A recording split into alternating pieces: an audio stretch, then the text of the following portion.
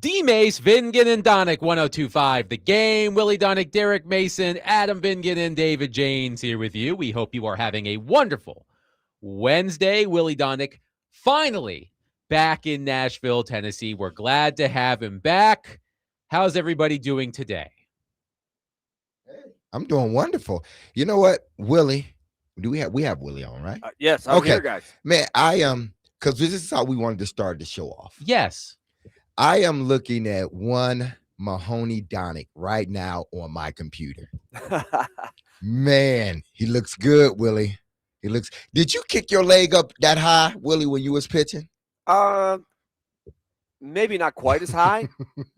And I'm left-handed, so he's definitely got a very different motion than I do. He's a righty. But yeah. Go ahead, brag on your son, man. Brag on your son. Let's Please set the do. scene here. Let's set the scene here. We are a family show, not just because we are appropriate for all ages, although Derek Mason just says some heinous things. Sent an autocorrect today that I'm not sure I'm allowed to say on the air. You can't say that on the air. Please don't. He meant to type predators. It did not come out that way. No. It definitely did not. It did not come out that way. But we are a family program because we are appropriate for all ages, but also because we love our families. We're all dads. Willie, Derek, and I are all dads. Willie's and Derek's children are grown. Mine are fresh out the box, so to speak. One literally. She turns a month old on Friday already, which is just insane. But we are a family program because we love our families. And Willie Donick, you had a proud papa moment that we wanted you to share with all of our listeners. Well, yesterday, unbeknownst to our listeners, I was multitasking. Well, actually, yeah, multi in a sense where it was not just two things, but more than two.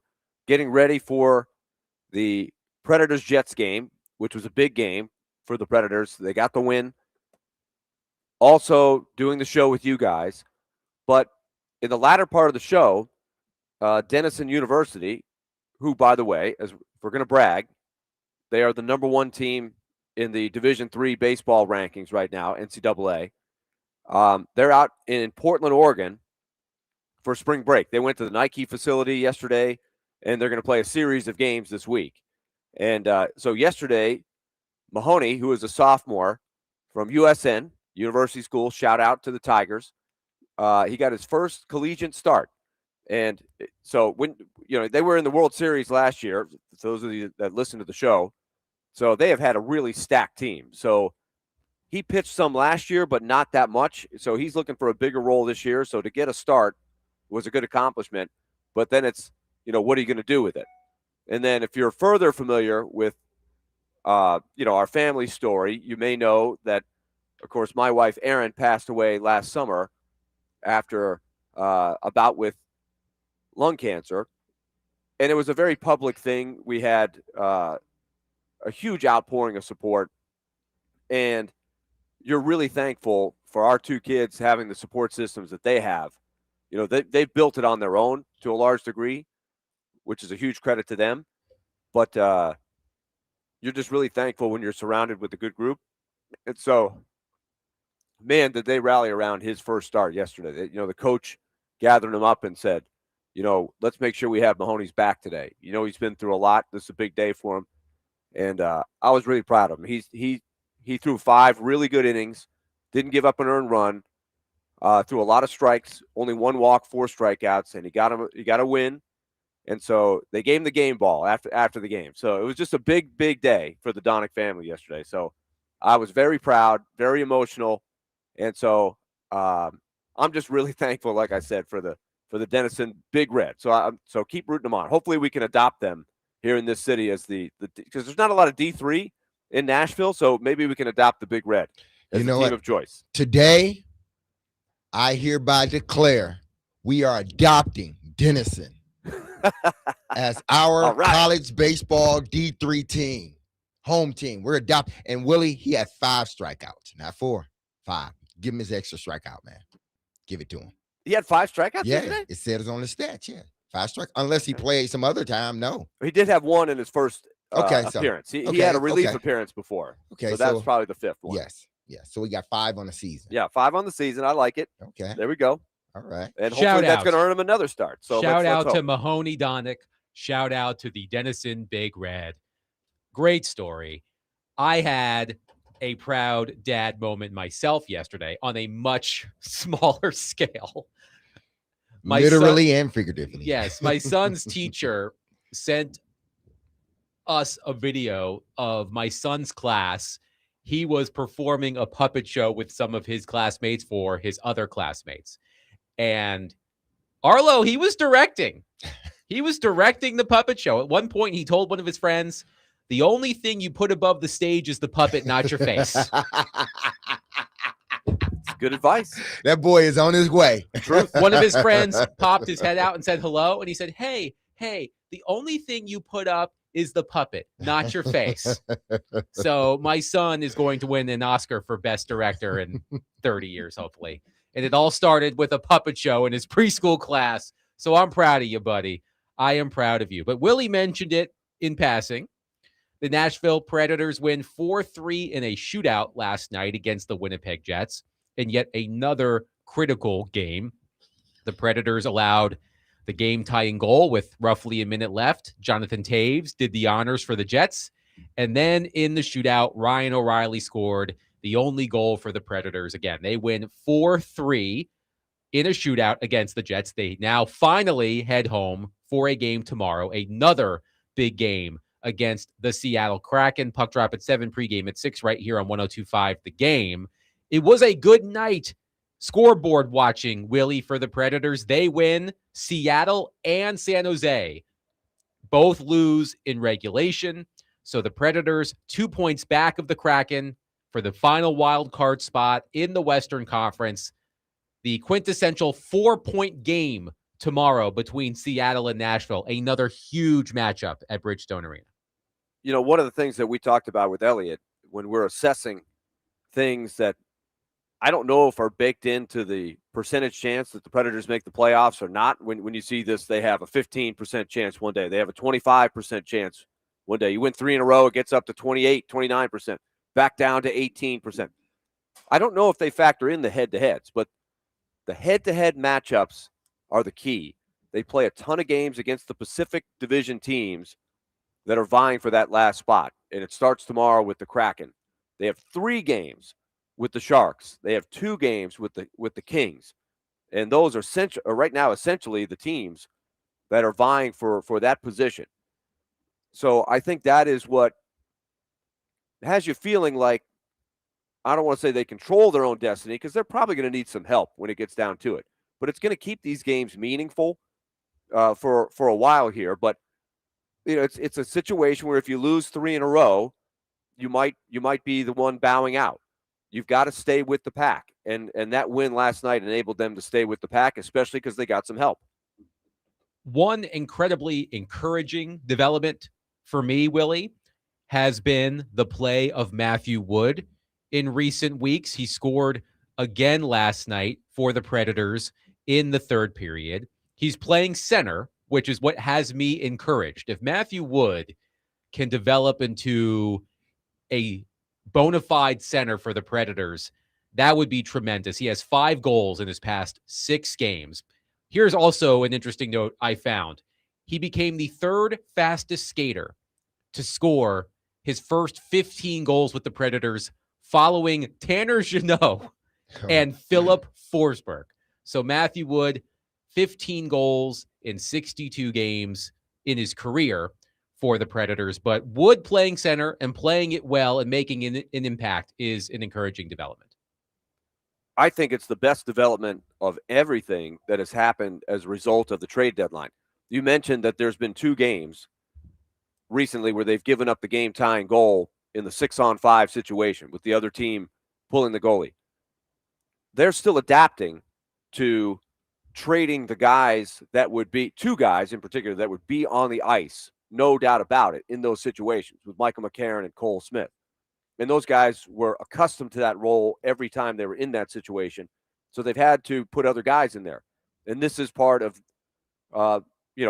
what they're dealing with the serve 2 masters thing that Barry Trotz did, right? But the good thing is as we said, it's cleared the way for young guys to play bigger roles. If they're gonna make the playoffs, the young guys are going to play a big role. They have to have everybody. As great as the veterans have been on this road trip, they were not able to carry them the way they had for really 2 or 3 months to get back into this thing.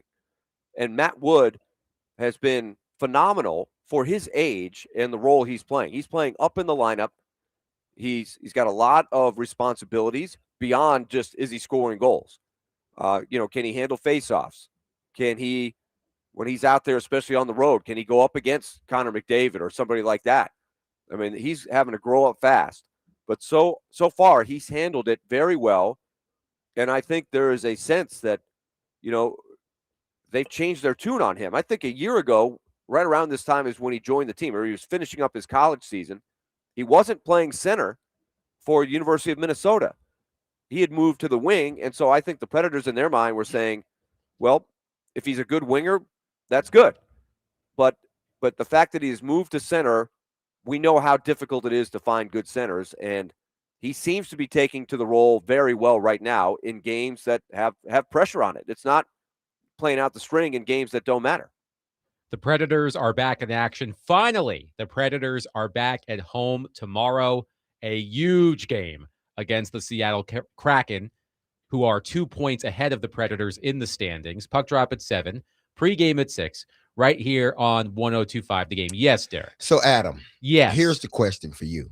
By the way, before you ask that question, yes, I'm looking at Do you know what the question he's going to ask? No, I don't. What makes you think you know the question? I don't know, but I'm distracted by something. Yes. I'm looking at the whiteboard in the studio where Big Joe and Nick Frazier put their grid together, and they hit some interesting topics. And right under Nash SC versus Messi, yes, it says Vingan is dumb.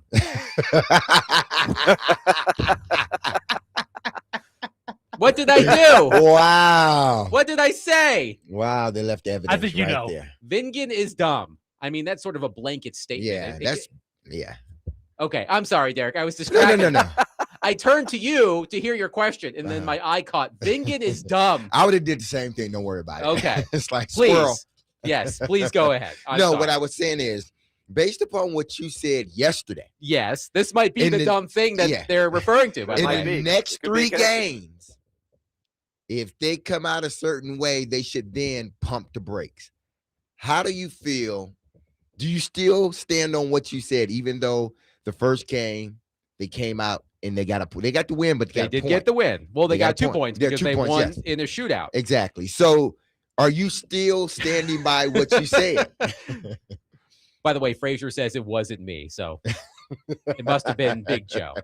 But for those who did not hear this yesterday, I said that if by Monday morning, it's not Monday yet, 5 days from now, yes, if by Monday morning the Predators are further back in the standings than they were before the game yesterday, which was 4 points behind the final playoff spot. I said if the Predators are more than 4 points behind the final playoff spot by Monday morning, they should, quote unquote, load manage the rest of the season in an attempt to improve their draft lottery odds. So the Predators did get a win, rub it in my face yesterday.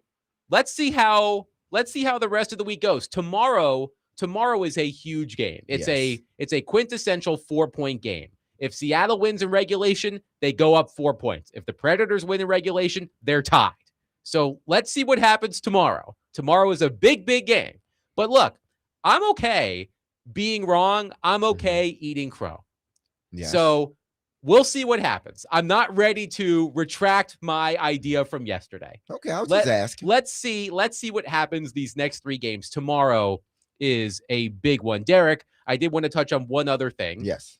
We finally received some details on the restructuring of Calvin Ridley's contract. Okay. Spot Track tweeted earlier today, quote, Calvin Ridley accepted an $8.75 million pay cut. With the Titans, the 31-year-old is now set to earn $13 million in 2026, 12.5 of which is fully guaranteed. Tennessee freed up $11.25 million of 2026 cap space per the move, but an $8.75 million pay cut for Calvin Ridley, according to SpotTrack? Well, I think he understood two things: that if he goes out there in the open market, he wouldn't have the likelihood of him getting ultimately what he restructured to was going to be tough. And not only that, the guaranteed money he probably was not going to get with another team. And then again, I talked about he wouldn't be the number one guy. He would be the number two guy. And at least in this situation, you built a rapport with the quarterback. They trust you. The offensive coordinator wants you to come back. Obviously, the head coach and the GM wants you to, because if they didn't, they wouldn't have tried to, or they wouldn't have restructured the contract. So they want him to come back. So they want you to be a part of this team. So I think he made the best decision, not only for this team, but I think he made the best decision for himself as well, because now it's a 1 year prove it contract once again for him. And if he goes out and he stays healthy and he balls out, then if the Titans choose to keep him, they're gonna have to re-sign him. But if not, then he can then go on the open market and he can commandeer more money up front, or more average per year than what he would have gotten had he not taken a contract restructuring and went out on the open market this year. I should also mention that the Indianapolis Colts are signing Nick Westbrook-Ikhine. They need a big receiver. He's back in the division. They traded away Michael Pittman after signing Alec Pierce for all the money. Yeah, so they needed a bigger receiver. Now, is he Michael Pittman? No. But that was a rhetorical question, exactly. Right? But they're hoping that, what he did down in Miami isn't indicative of who he is as a player, because, regardless of what he didn't do, or that one great season as far as touchdowns he had with the Titans, he was always reliable. He always made the catches that needed to be made. And I'm sure that's what Indianapolis is hoping they're getting with him. 615-737-1025. Your thoughts on the Predators. A 4-3 shootout win in Winnipeg last night. They return to action tomorrow in a big, big game against the Seattle Kraken at Bridgestone Arena. 615-737-1025. But coming up next, this show is all aboard the Jeremiyah Love train. But there is something with the Tennessee Titans that has me worried about the potential of drafting Jeremiyah Love. And we will discuss that coming up next. 615-737-1025. Come play hooky with us at 1025 The Game tomorrow at Jelly Roll's Goodnight Nashville, and on Friday at Boom Ba's in East Nashville from noon to 6. Watch the basketball games with us, enjoy great food, handcrafted beverages, and win prizes. The NCAA tournament coverage here on 1025 The Game is presented by Maple Street Biscuit Company and Nelson's Greenbrier Distillery.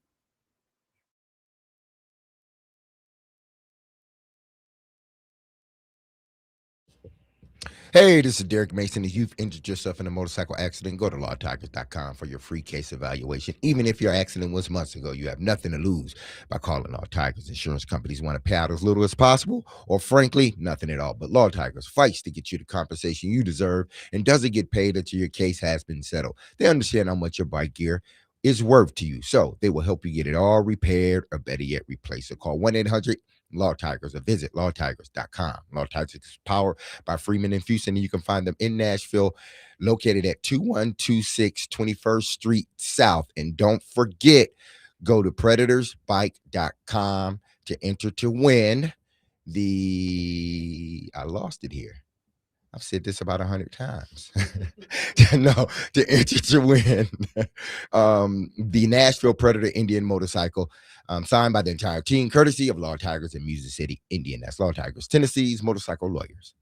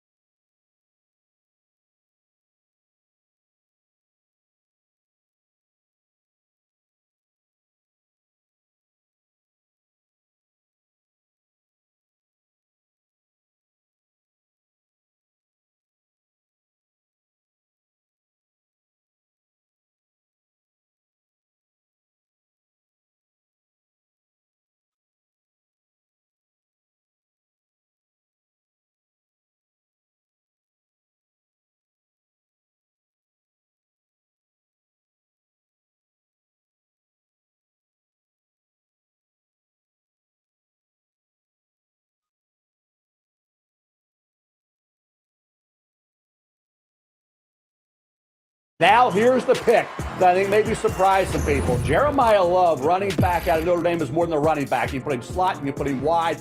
Help out Cam Ward get to that franchise level, which he's shown that he constantly can be. Have a back like this with Cam Ward. This is a guy who's special. He's a home run, a touchdown waiting to happen. This kid is an outstanding football player, doesn't fumble the ball away, great ball security. I said multi-dimensional player. I understand there's other options that they could go with. And I understand running back in the first round, I've always talked about that, guys. But for me, when you get the best player or second best player in the draft at pick 4 and help your young quarterback get to that next level, makes a lot of sense. The world is upside down. We've got Mel Kiper Jr., who famously has been against running backs in the first round, having the Titans take one number 4 overall. That was Mel Kiper. Hold on a minute. Oh, I thought that was the remix. But people all over the world join hands and start a Jeremiyah Love train with all of us. Willie Donick, Derek Mason, Adam Vingan here with you. Before we get to Jeremiyah Love, Mike in Lebanon has a question for me about what I was talking about with the Preds. He says, please explain why you are saying 4 points for the Predators. Isn't each game 2 points? Yes, Mike. A win in the NHL is 2 points. It would be a 4-point swing in the standings, depending on the outcome. So the Kraken are 2 points up on the Predators in the standings. If the Kraken win, they go up 4 points on the Predators. If the Predators win in regulation, they're tied. So it's just about the swing in the standings. It's a way of describing a big game. Willie, is that an adequate explanation? It is. The only thing you left out, of course, is if there's the overtime game where Yes.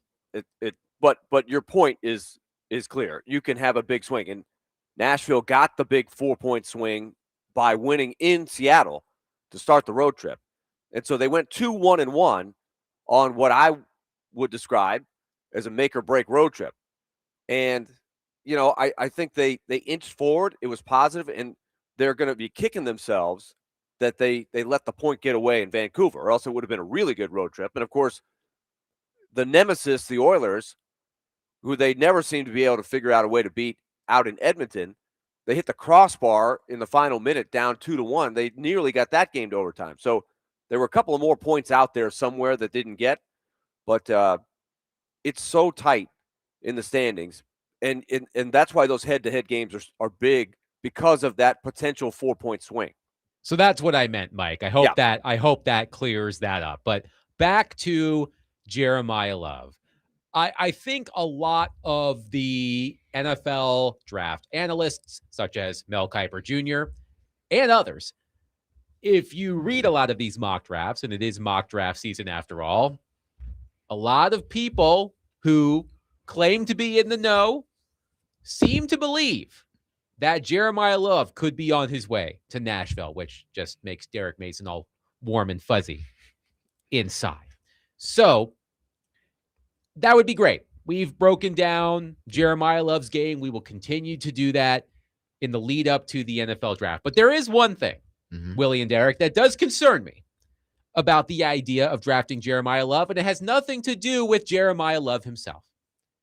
Who's playing center and who's playing right guard for the Tennessee Titans? At the moment, Austin Schlottmann is the starting center by default. He doesn't have a ton of starting experience. He seems capable. We heard from Trevor Maddich yesterday. He had a great breakdown of Schlottmann. He seems capable of starting, but ideally, he's not your starting center. And the Titans still don't have a right guard. Maybe Kevin Zeitler comes back. He hasn't signed anywhere. But Derek, I'm not going as far as to say that the Titans shouldn't draft Jeremiyah Love because their offensive line is incomplete, but it does concern me a little bit. Should I be concerned? Yeah, you should be, and I think everyone should be. Because listen, even great running backs need an offensive line to run behind. If they don't, then it makes their job extremely hard, and I mean extremely hard. Not to say they won't, put up numbers. It won't be effective, but it's harder to do that. We've seen it here over the years at times. So you have to sort of make sure that if indeed one, because of your quarterback, and we've seen, if you don't got a good offensive line, what it can potentially do to your quarterback. We've had 2 or 3 quarterbacks hurt because of not having a good offensive line. So, one, for the quarterback's sake, and then 2, if you're going to draft a dynamic guy like this, you want to make sure that you have the guys in front of him that are capable blockers or more than capable blockers. Because if they are, then it opens up your offense. But if you go out and get this guy and there's no offensive line, you're going to be stuck in the same problem as if, you're going to stuck in the same problem you had last year with the 2 backs. That, yeah, Pollard's a good back, but what if the offensive line has started off the way that they sort of ended the season? How much better that run game will be. Well, if you don't solidify those 2 positions, then you're going to, even though you took a step forward with the acquisitions of the talent, as far as the skill guys, you've taken a step back because you haven't, addressed the offensive line. Now, they still can go out there and sign, Zeitler back. It seems like he still wants to play, and they're possibly trying to work out a deal. But okay, what's the plan B? Is Slater going to play center or guard? Are you going to give him an opportunity? Even if Zeitler comes back, you still got to have somebody, behind him ready to go if something happens. Willie, what do you think? I think it's March 18th, and there will be. No, my point is, I'm not trying to be a smart, what. I think they have time to find options. I'm not saying they're going to find, name whoever you think, Mark Stepnoski or whoever you think the greatest center is. But I think you have time at that position and the guard position to come up with options to have a chance to fill those holes. Don't we think that Zeitler still has a chance to be back to fill the guard position? It sounds like it from the reporting that has been put out. Sounds like so you may not have to look for that if you feel like he's worth bringing back. Mm-hmm. It might be to draft one of these guards in the, in the middle rounds and have another guy that you're grooming, plus the guys you already have in the system that you've been hopefully grooming. What's the guy's name that Teron referred to yesterday? I always forget his name, but Jackie Slater. Well, that would be nice. Jackson right? Slater, excuse me. Jackson Slater. Yeah, Jackie Slater would be great. Yeah, right? Jackie Slater would was be pretty good. Awesome, absolutely. Jackie Slater could probably still play. I don't know how old he is now, but because he played forever, right? He's 71. Yeah, 71. he played for like 20-something years. But through the draft, through the June cuts, I think they're going to get options there. It's not going to be perfect. It's hard to fill every need that you have on a team with this many holes and do it in 1 year. But I think that it'll look a lot better now than it does, or look a lot better when training camp opens than it does now. Paul Kaharski wrote at his website that Schlotman graded as PFF's 11th best center. He could be in line to compete with last year's 6th rounder Jackson Slater and an upcoming pick in the draft. But after we talked about Tyler Linderbaum and Connor McGovern and Tyler Biotish and all of these veteran centers who quickly went off the market, it does feel like a disappointment at center. And I remember Paul, when we had him on the show last week, he talked about how, although we're focusing on Cam Ward and the higher, more noteworthy draft picks as the real test of the draft and develop plan, he pointed to Jackson Slater as that player. He was a 6th round pick. And if he could develop into a starting offensive lineman or a starting center, to be more specific, that would be a feather in the cap of the front office. But there are a lot of ifs in all of the things I just said. But Derek, doesn't that illustrate what you talk about all the time? The gold that you find if you can develop guys who aren't your first, second, third round. You got to draft well, which they haven't done. But the other wave of it is you get finds. You get guys on your practice squad or a late round pick that you turn into a starter. Those are huge. Yeah, it's about drafting and then developing those guys. Listen, everyone isn't a starter in this league. If everyone was a starter, there'd be more teams. Okay, so everybody isn't meant to start, but it's the guys that you develop behind them. So when they do get their opportunity to start, then they make the best of it. I do agree with this assessment, Willie, with what you said. There's a lot of it I agree with, but this in particular, that another wave of maybe soft free agents. And what I mean soft is not like a big dump of free agents. There's going to be stop, Adam. Adam laughing. But there's going to be a point June, July, early July and even after that, when camp starts, guys will be let go either for money wise because of they're making too much money, and they found a young guy that can play that position. They can release that veteran guy and take the money off the table, off their cap. So I think the Titans are that sort of in their back pocket as well. That, like Willie said, today is February or March. It's March right now. And yes, it should be like you said, Adam, we should be concerned, or we should be more concerned than worried. Just, okay, I'm concerned right now. Once we get into cap, I know some things have happened, but I think what Willie's saying is that you can be concerned, but there's still an opportunity for them while they're taking a look at their own guys that they can bring a veteran guy in and just plug them in. And I think we've conditioned ourselves to just not expect them to draft a fourth-round guy that becomes a starter, right? But teams can do that. Like, teams have done that. And if you've maybe made improvements with your scouting, or maybe you're due to get lucky, or both, then maybe they find it through the draft. And the other thing to keep in mind with the soft cuts, as Derek was talking about, ones that don't make the headlines in June, you're like, I don't know who these guys are. But if there is a serviceable guy, saving the money that they did with Ridley and with Snead gives them a better budget than some teams. They can go out and get those guys, maybe offer them something that other teams can't to fill those holes. Richie from White House says, if the Titans draft Jeremiyah Love, fans may be frustrated if he underperforms, especially considering the team could select prospects like Reese, Bailey, or Bain with the number 4 pick. Additionally, the Titans' offensive line remains a concern. Without stronger protection up front, Love may struggle to run effectively. But you know how I feel about Ruben Bain. Under zero circumstances can the Tennessee Titans draft Ruben Bain, if it's up to me. But wouldn't that be applicable to anybody they draft at 4th? If you go out there and you don't perform, it's like, man, we wasted a pick. Like, that's a bust. So you can't just, and I know why people are doing it, because for so long they've conditioned us to think you can't draft a running back in the top 5 or 4, no matter what. I don't care what. But each time it's shown that these guys that you're drafting in the top 3, 4, they've went out more times than not, at least in the last 10 years, they went out and produced. They've been playmakers for their team.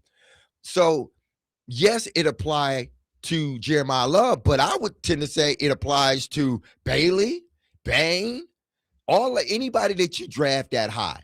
If they don't work out, all of us are going to be looking and saying, well, you could have drafted that other guy. By the way, Albert Breer of Sports Illustrated put this out earlier. A week into the league year, the NFL's report on the teams with the most cap space. He notes that this is just deals that have been filed with the league. Number 1, the Tennessee Titans with $63.56 million of cap space. The next closest team, the LA Chargers, $54.13 million. So the Tennessee Titans still have some money to play with. 615-737-1025. We will continue the Jeremiyah Love conversation coming up next, because there is something that Derek Mason has pointed out a lot when discussing Jeremiyah Love that I think could work to the Titans' benefit or whichever team drafts him. We will discuss that coming up next. 615-737-1025. We are broadcasting from the Busy Bee Plumbing, Heating, and Air Conditioning Game Nashville Studios, home of the $99 yearly Beehive membership, where the buzz is always about great service.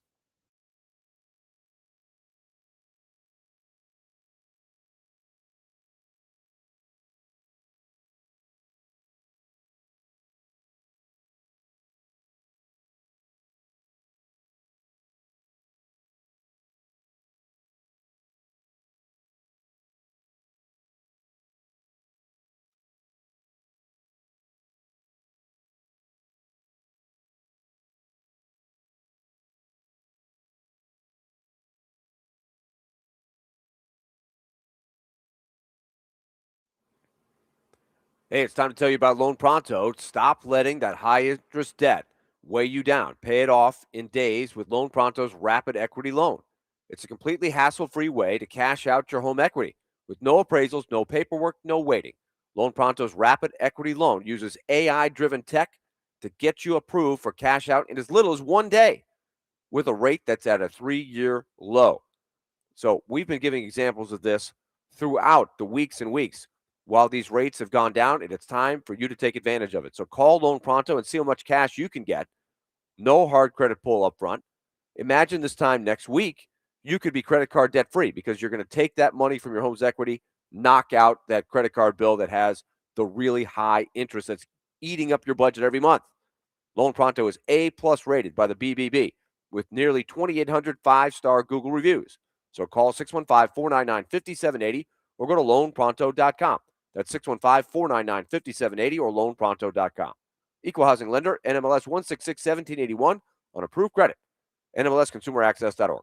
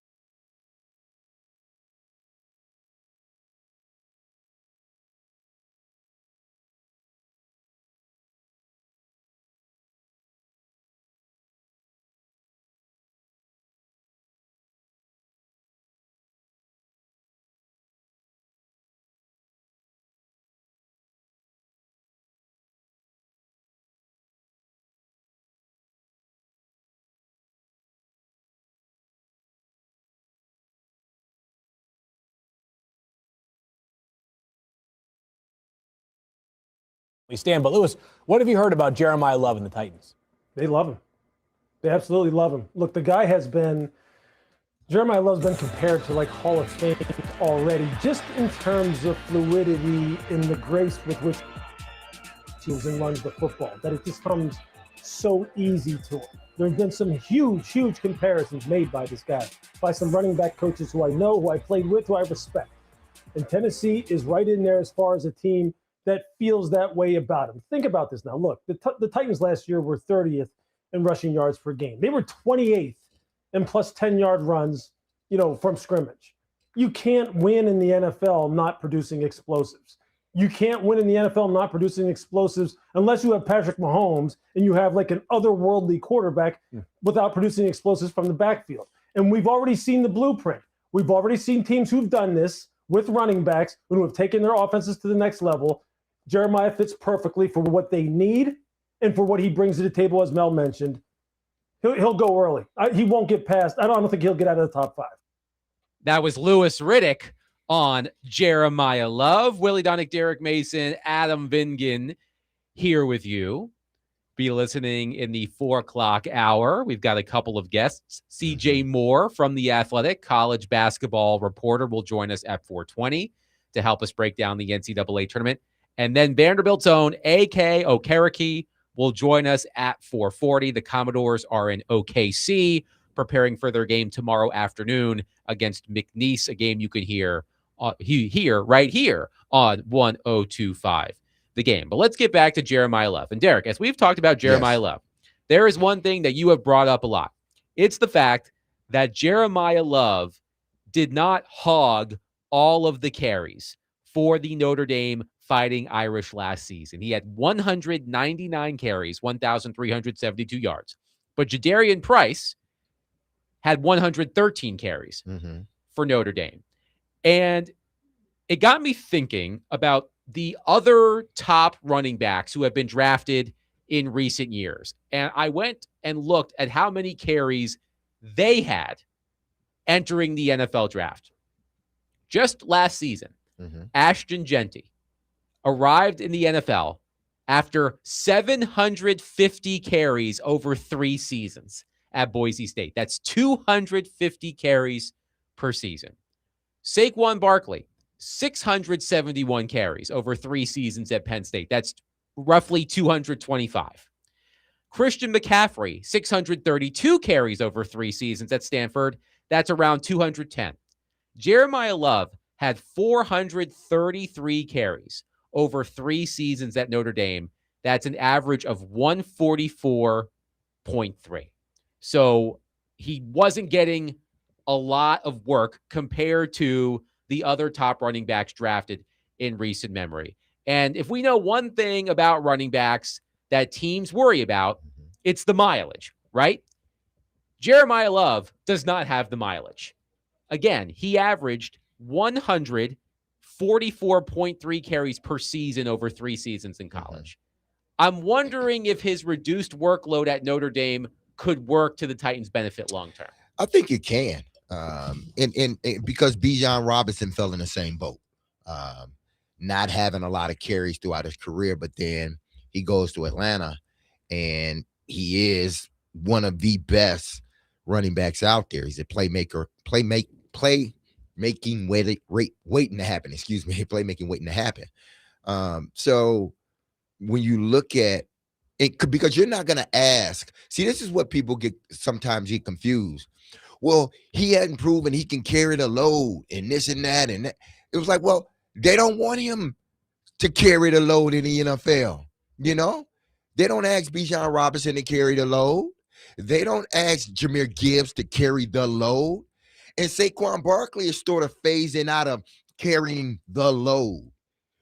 We want you to be in there when we need to make plays, whenever we feel we got an advantage or wherever we feel, the momentum's going our way. Let's continue to keep our guy in.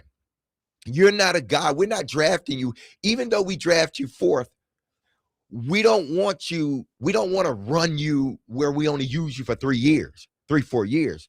We're going to do it judiciously. We're going to implement you in our offense.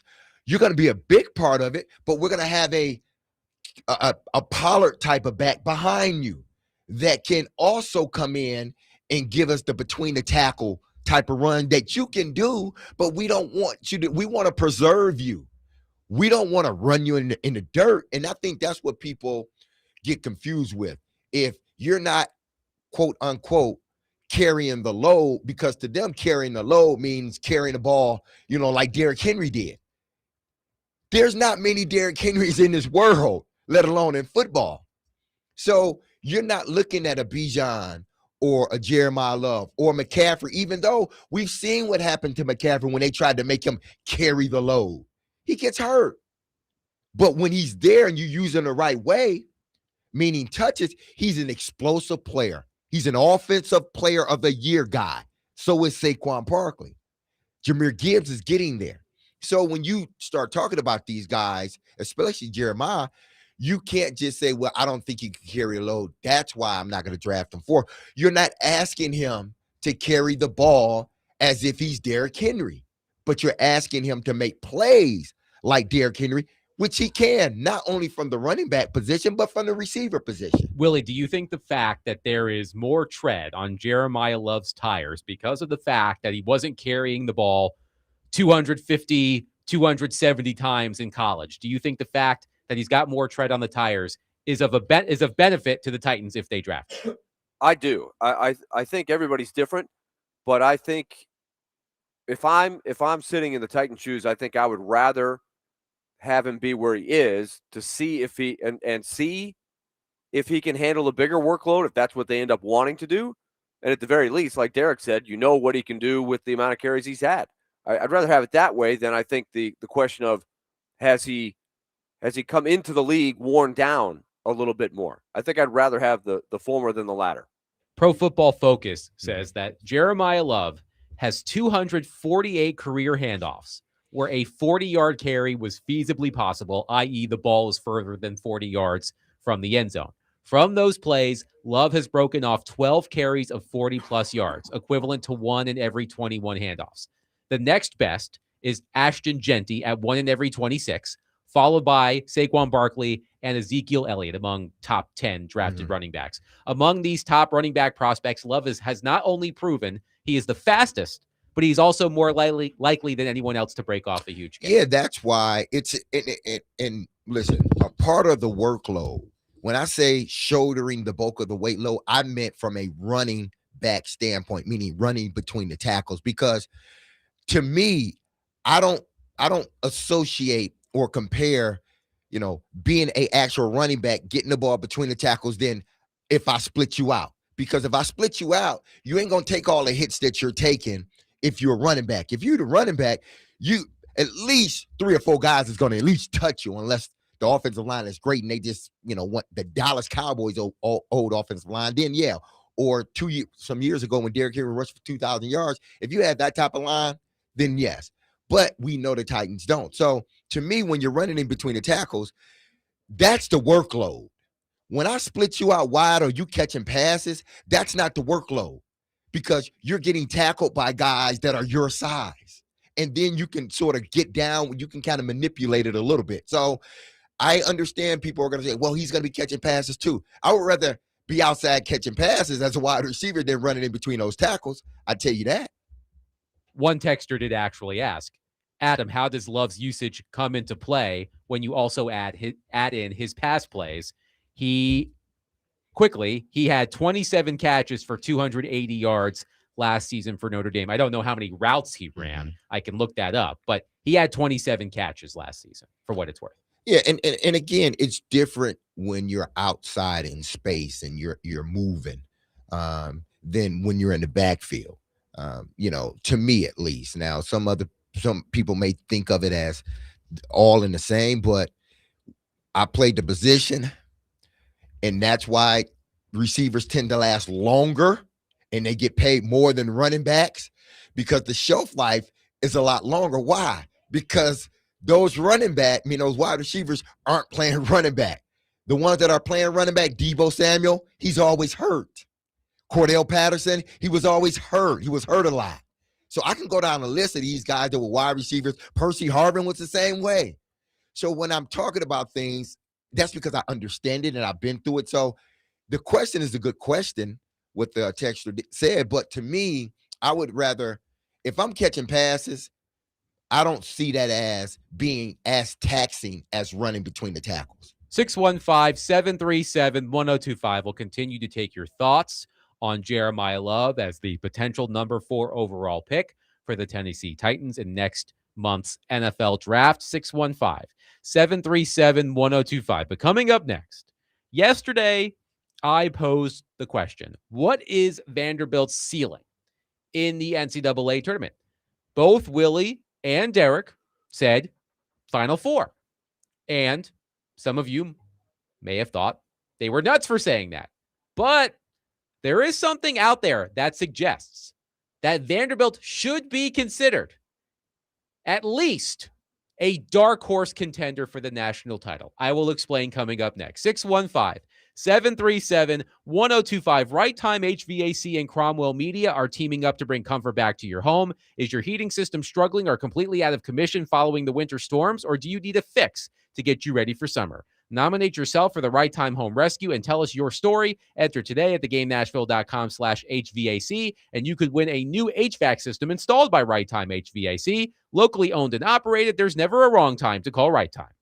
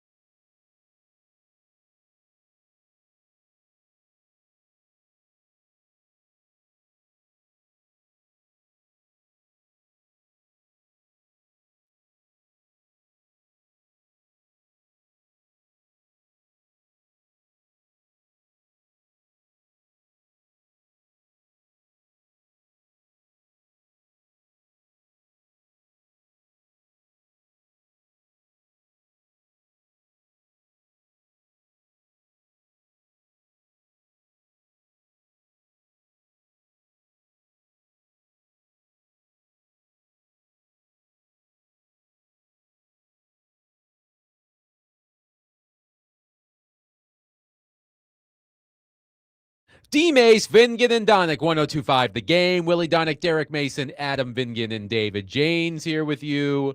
Vanderbilt starts its quest for the national championship tomorrow afternoon in Oklahoma City against McNeese in a 5-versus-12 matchup.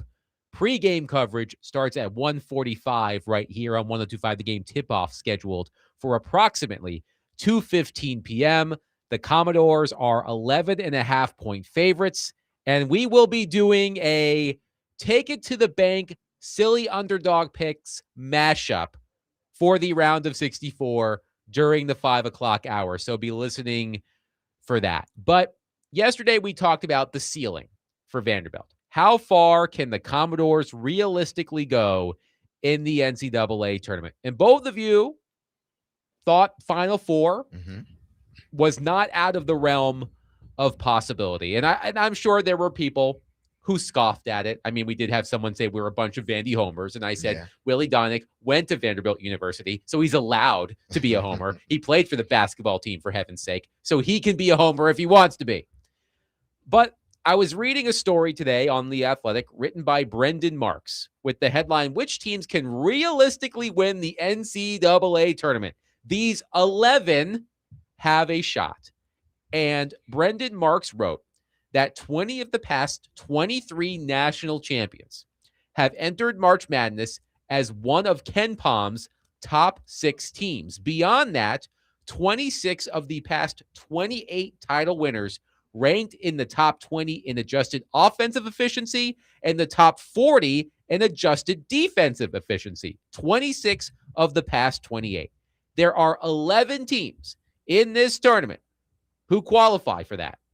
You've got your favorites, right? You've got Duke, you've got Arizona, you've got Michigan, you've got Florida, you've got Houston, and you have Vanderbilt. Vanderbilt falls into the top 20 in offensive efficiency, top 40 in defensive efficiency conversation. So, again, it would be quite the story. The Commodores are, I would say, a dark horse contender. But, Willie, I know that the games are played on the court and not on the spreadsheets, but history suggests the Commodores should be at least somewhat in the mix. You know, this is the highest I think they've ever been in these ratings that you're saying, that, you know, the efficiency, the Ken Palm. I can't remember. Ken Palm hasn't been around forever, but since they have, Vanderbilt's had some good teams, but I don't remember them being this high. I could be wrong. You have to go back to the team that I played with for a long time. I wasn't on the team. I just played baseball the year that they won the SEC championship, but that team was extremely efficient, 92-93. They were a 3 seed. And so I think they might have had that efficiency factor to them. And so I've always been interested in that part of it, because I on certain nights you watch Vanderbilt and you'd say, yeah, that's definitely the 7th best offense. They've got shot makers all over the place. And then other nights, you know, when they're off, it looks quite different. And I think you could probably say that about just about every team other than Duke, Michigan, and Arizona, probably. But that said, I think the best version of Vanderbilt is really, really dangerous and probably underrated defensively.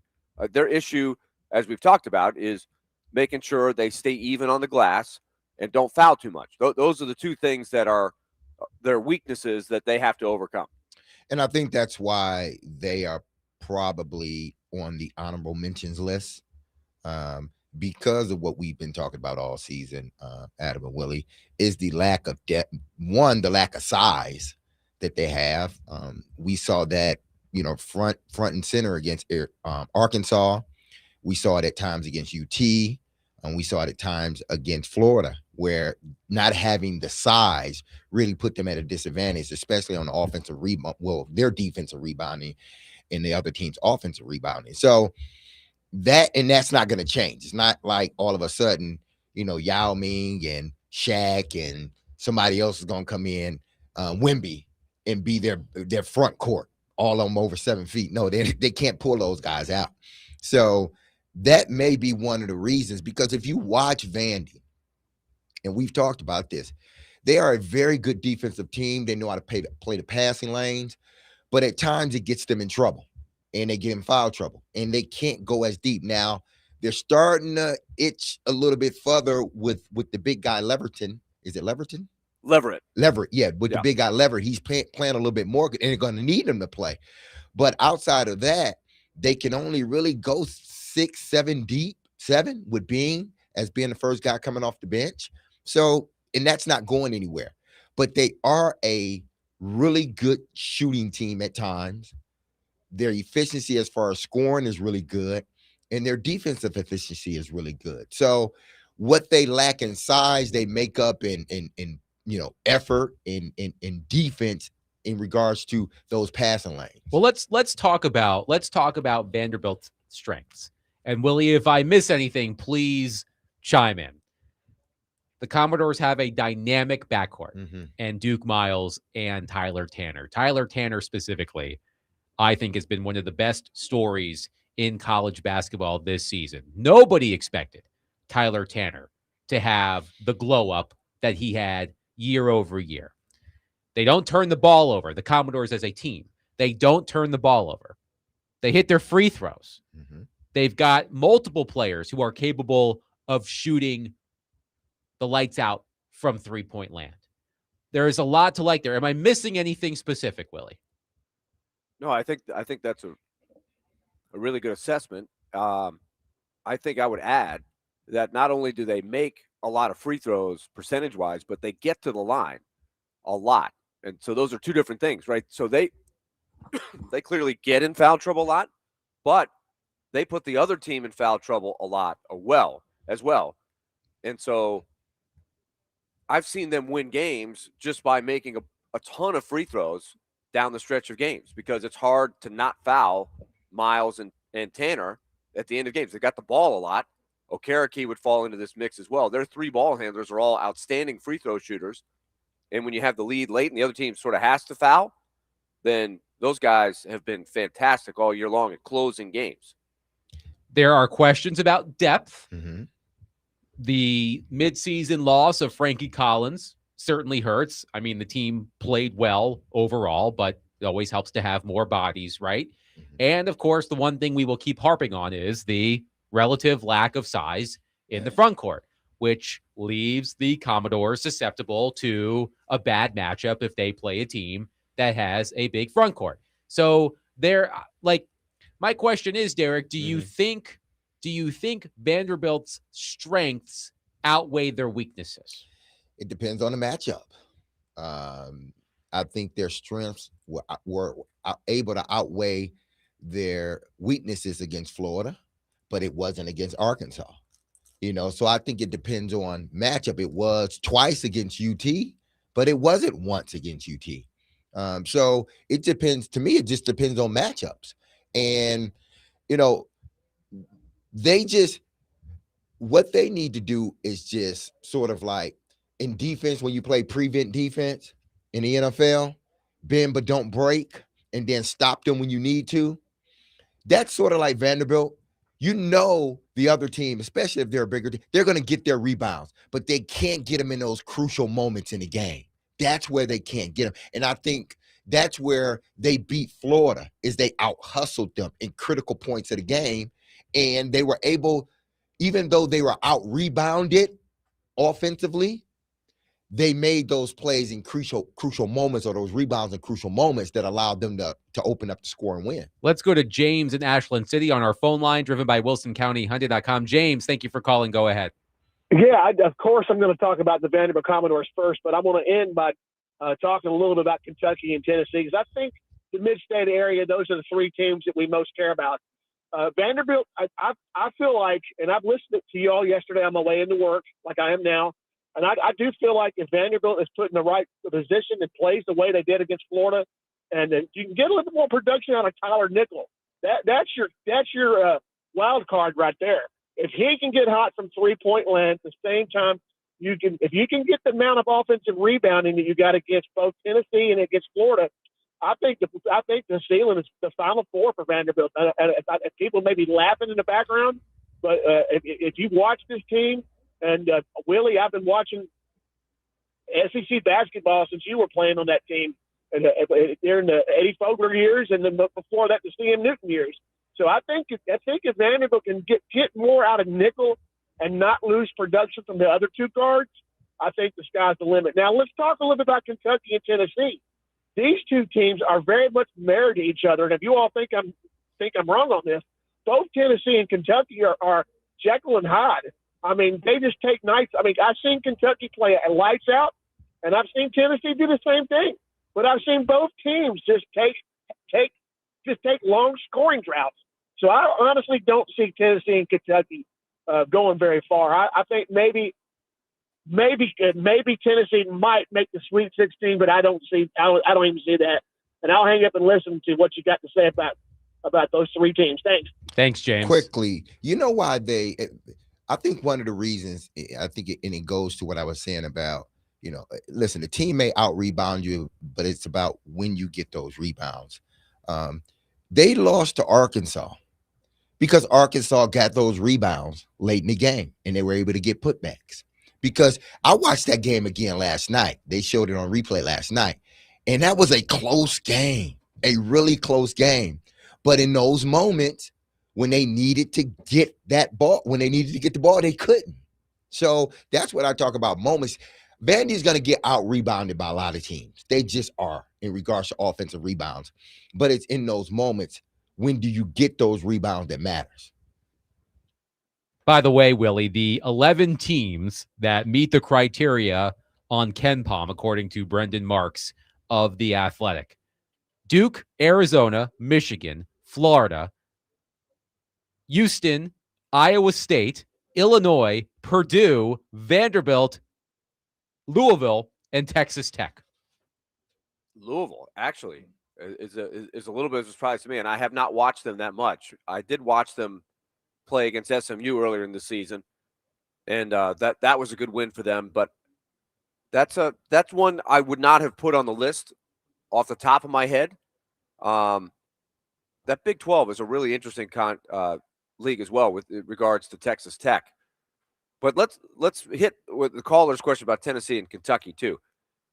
Kentucky, to me, is a team that on the right day can get you. Like they can probably play with anybody. I think they're one of those teams, right? If you catch Kentucky on the wrong day, you're going to be in trouble. But they have too many flaws, and they're too inconsistent with their shooting game in and game out that it's liable to catch up to them.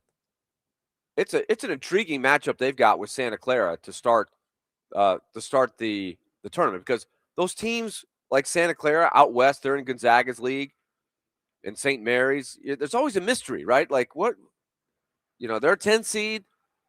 What have they been doing out there? Have you seen them play? They play late at night when they do. Like, I don't know what to expect. So Kentucky, I know what's going to happen in that gym where they're playing. Kentucky's going to have at least half of the gym, but everybody else is going to be rooting for Santa Clara, even though it's a 7 versus 10 on paper. It doesn't look like it's a, I don't know what the line is on the game. It's something probably like it's almost a toss up, right? But that is going to be one of the more intriguing games of the first round, I think. Kentucky, Santa Clara. Kentucky is a 2.5-point favorite against Santa Clara, which is making its first NCAA tournament appearance since Steve Nash was a part of the program. Man, that's going 30 years ago. That's how long it's been. Steve Nash wasn't even born yet.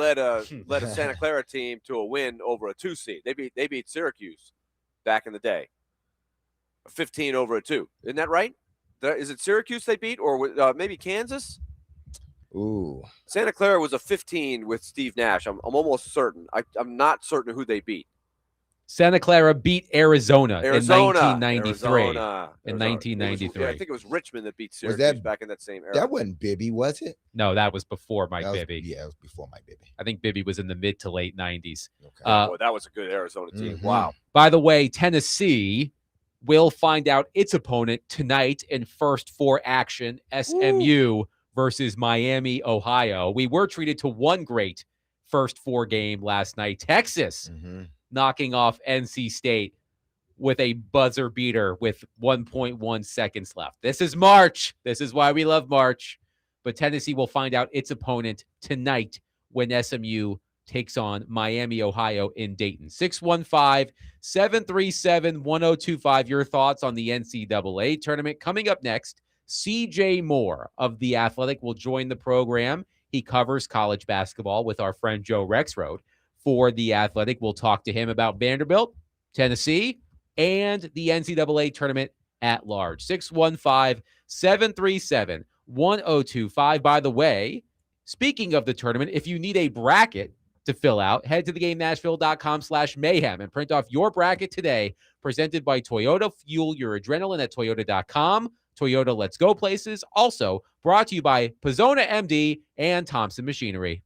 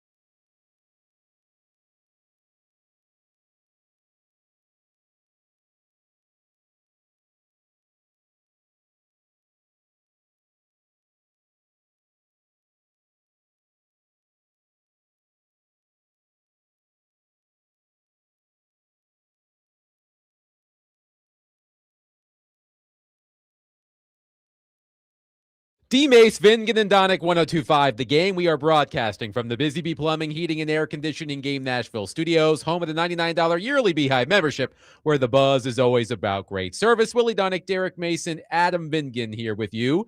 Let's go to our phone line, driven by Will. We don't have CJ Moore. Well, CJ Moore will join us momentarily. CJ Moore of The Athletic to discuss college basketball. This is live radio, after all. But A.K. Okereke of Vanderbilt men's basketball will join us at 4:40 as the Commodores prepare to take on McNeese in the NCAA tournament. Tip-off at 2:15 p.m. tomorrow, a game you can hear right here on 102.5 The Game. Let's go to our phone line now, driven by WilsonCountyHunting.com, and welcome in CJ Moore of The Athletic. CJ, thank you for joining us. How are you? Doing well. Thanks for having me. Of course. So let's start locally with Vanderbilt, which opens the tournament tomorrow against McNeese. I'll ask you the question we have been discussing among ourselves. What is the Commodore ceiling in this tournament? Oh, man. I don't know. Final Four. Why not? Why do you say that? I mean, they just made it to the SEC final. They just beat Florida. I mean, they're capable of winning 4 games in this tournament and get to the Final Four. That's not what I have in my bracket. That's not what I picked. But I think the fact that, they've shown they can beat Florida, that's the 1 seed in their bracket. It's certainly possible. And with Duke Miles and Tyler Tanner, 2 of those guys, those 2 guys getting on a heater, that's about as good a guard duo in the country. They got, the way they can shoot the ball. It's kind of, I know they don't have a ton of size inside, but that's an equalizer. So I think crazier things have happened in this tournament. Let's stay in state on Tennessee. This is not Rick Barnes's most talented team, but he does have a stellar freshman in Nate Ament. How do you see this tournament playing out for the Vols? Yeah, they're they're kind of stumbling into the NCAA tournament, but I think that they've got a possibility to get that second weekend. Virginia is really good, but they're kind of similar teams, like really big up front. I don't think either team's like great offensively. So and then the first round game, SMU is also kind of stumbling into this tournament. I'm gonna guess SMU beats Miami of Ohio tonight, but either of those teams, Tennessee should be the better team, and then you get to the Sweet 16, and who knows, like Tennessee could possibly play with Iowa State. But Rick Barnes, really good coach. Obviously, he's done won a lot of games in March. I think they've got a chance to get to the second weekend, and I think that'd probably be like considered a successful season there, right? Like after the last few years they've had and the run they've had, just kind of getting to this back into the NCAA tournament, have a fairly high seed. I think it's been a good year for Tennessee after everything that Rick Barnes lost. CJ Moore of The Athletic is with us. CJ, you wrote a great story for The Athletic that published today about Kansas star Darren Peterson, who has been one of the most polarizing college basketball players in recent memory because of the injuries and the cramping that held him out of many games throughout this season. During your reporting process, what fascinated you most about Darren Peterson and his season in Kansas, and how do you see his tournament going with the Jayhawks? Well, I've thought for a long time that like if he just talked and gave some context around what happened with his cramping and all his injuries, and people would have empathy and kind of understand, and the narrative would have been different than it was, because it led people to just draw their own conclusions when there was really nothing out there from him. And so the fact he told me, obviously, on the when he first had the full body cramps, and it put him in the hospital, and I think every time he started to cramp afterwards, like he had that fear of that happening again. So that was, that's obviously interesting. I think the other thing is, like, he said at a press conference maybe about a month ago that he's a loner. And I asked a lot of people that knew him, that as I was doing the reporting, like, is he really a loner? Like, where's that come from? And I think there's some background in there that this shows, like, he's more of a people person than he probably gives himself credit for. And I think the thing that maybe most impressed me about talking to different people about him is like he doesn't have a huge ego necessarily, and treats like the managers at Kansas really, really well, and isn't all about himself. And sometimes the way these kids are brought up and the way that there's so much attention around them at a young age, it's easy for them to get big heads. So that's probably the most interesting things. And we'll see how his NCAA tournament goes. I think that he's obviously not performing at the level that he has in the past, like when he was in high school, when he was last summer, when he got to Kansas in the fall before he had all this injury stuff. His explosion just isn't quite there. And, maybe it'll come around with a week of rest. But Kansas needs him to be a star for them to have a chance to go on any kind of run. We'll talk with CJ Moore at The Athletic. Now, CJ, how did you feel, or what did you think about Vanderbilt's seeding? Do you think they were seeded properly? Do you think they were seeded too, lower than what they should have been or whatnot? And if so, or if not, do you think they were proper? Like, do you think they end up being in the best bracket because of the teams they may have to face? Yeah, I mean, when you look at their resume numbers, like they're 9 at KPI, 12 at strength of record, 10 at WAB, and then you look at the quality stuff. Ken Palm, they're 10, or Torvik, they're 10. Ken Palm, they're 11. BPI, they're 14. Like, to me, that's a 3-4 seed type. So I do think they were probably a little underseeded, and maybe the early renditions of the bracket, they kind of had them there and they didn't see reasons to put them up. Who knows? It's hard to say. But I think that they've got a shot to, it's not like with McNeese, that is a mid-major team that has high major type talent because they've got guys that have played in the high major level. So that's not going to be an easy game. Nebraska's a really, really weird opponent to play because they're so physical and they play a no middle defense that you haven't seen, probably haven't seen much all year of. But I think it's not like the committee put them in like the region of death or anything like that. So I think they got a shot to go on a run here, like I said. But yeah, if I can see them, if of any teams that are on that like 5 line, they're probably the one that would have the most beef. Now, do you maybe them and St. John's too, because of what St. John's was able to do in the Big East regular season and postseason tournament. Now, do you believe Coach Cal can duplicate what he did in Memphis when he had Derrick Rose, a freshman Derrick Rose? Can he do that with Arkansas and Darius Acuff Jr.? They could go around. They're one. I mean, I would say they're one of the 10 most talented rosters in the country. Arizona's standing in front of them in the potential to be there in the Sweet 16. Like, Arizona's freaking awesome, and I don't think Arkansas has played a team probably as good as Arizona all season. So we'll see. But Acuff is a freaking electric man, and if he gets hot, he gets on a heater.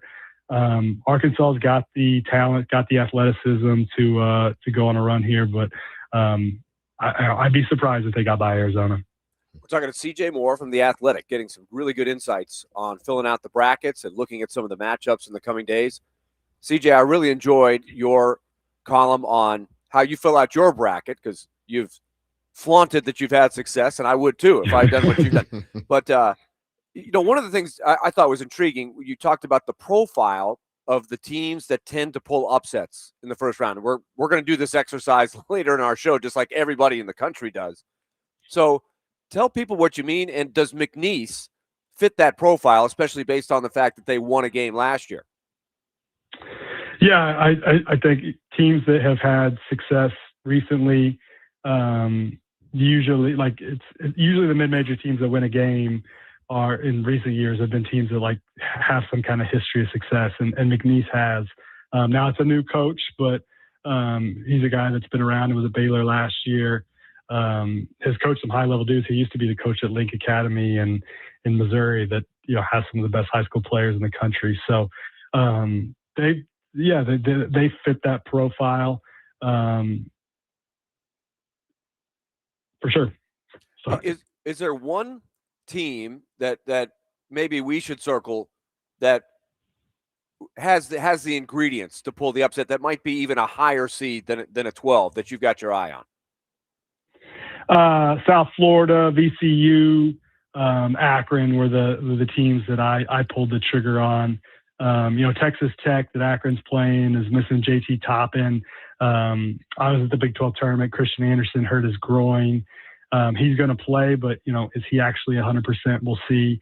I actually think Akron was probably the best team out of the MAC. I think that I think if them and Miami of Ohio played 3 times, you'd probably see Akron win 2 of those games. So I think Akron, and also, if you're looking for I don't think you're going to see any mid-majors in the second weekend, but if there's one that has an actual path, it's Akron, because they get Texas Tech without JT Toppin, and I'm assuming they're going to get Alabama without Aiden Holloway. Let's go back to Miami of Ohio for a minute, because a lot of people in our listening area are going to be watching that game close, not only because Miami is such an interesting story and the whole Bruce Pearl thing, but also if they win, they're going to play Tennessee. So tell me, like a team, let's say casual fans listening right now and say, with 31-1, my gosh, they've got to be really good. But you just kind of hinted at why some people have question marks in them. They're going to certainly have a chip on their shoulder going into tonight.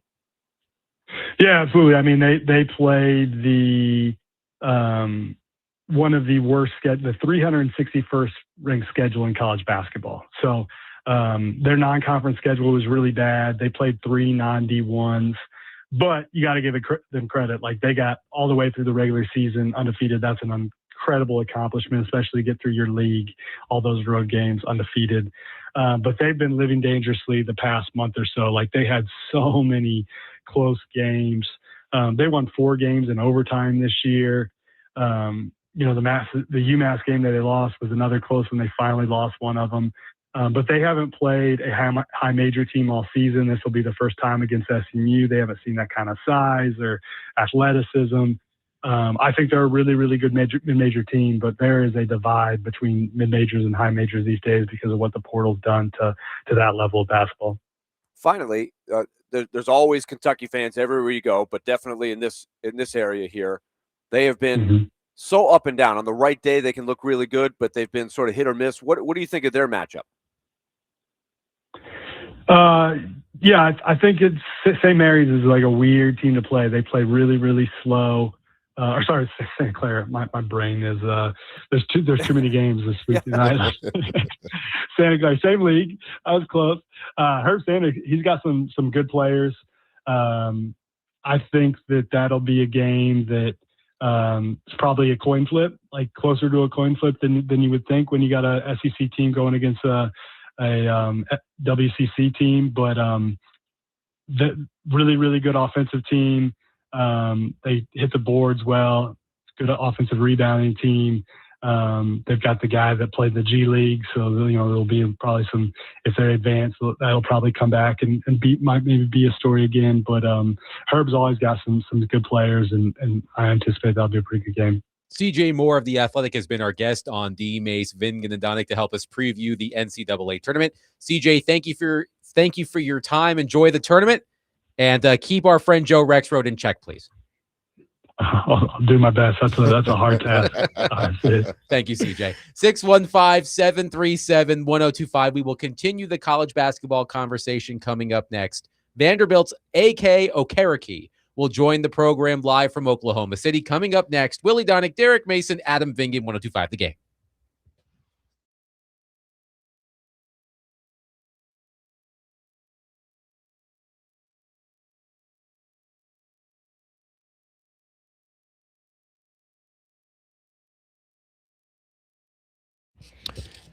Hey, this is Derek Mason. If you've injured yourself in a motorcycle accident, go to lawtigers.com for your free case evaluation. Even if your accident was months ago, you have nothing to lose by calling Law Tigers. Insurance companies want to pay out as little as possible, or frankly, nothing at all. But Law Tigers fights to get you the compensation you deserve and doesn't get paid until your case has been settled. They understand how much your bike gear is worth to you and what it means. So they will help you get it all repaired or better yet replaced. So call 1-800-LAW-TIGERS or visit LawTigers.com. Law Tigers is powered by Freeman and Fuson. You can find them in Nashville, located at 2126 21st Street South. And don't forget, go to PredatorsBike.com to enter to win a custom Nashville Predator Indian motorcycle signed by the entire team, courtesy of Law Tigers in Music City, India. That's Law Tigers, Tennessee's motorcycle lawyers.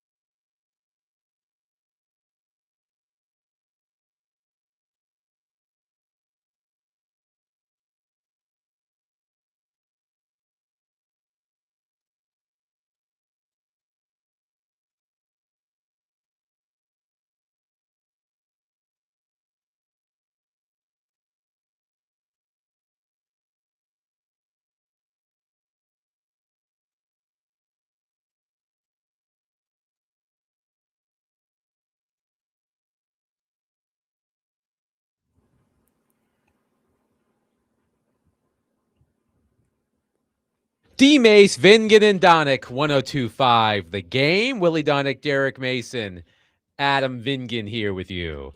Let's continue the college basketball conversation now. Let's go to our phone line, driven by Wilson County, Hyundai.com, and welcome in Vanderbilt men's basketball player, A.K. Okereke. A.K., how are you? Thank you for joining us. I'm doing good. Thanks for having me. Of course. So let's start by previewing your team's matchup tomorrow. Your opponent, McNeese, forces turnovers at the highest rate in the country. Your team does a great job of taking care of the ball, but how do you guard against that in tomorrow's game? Yeah, I think it really just starts with an attention to detail and understanding it's going to be a super big part of the game.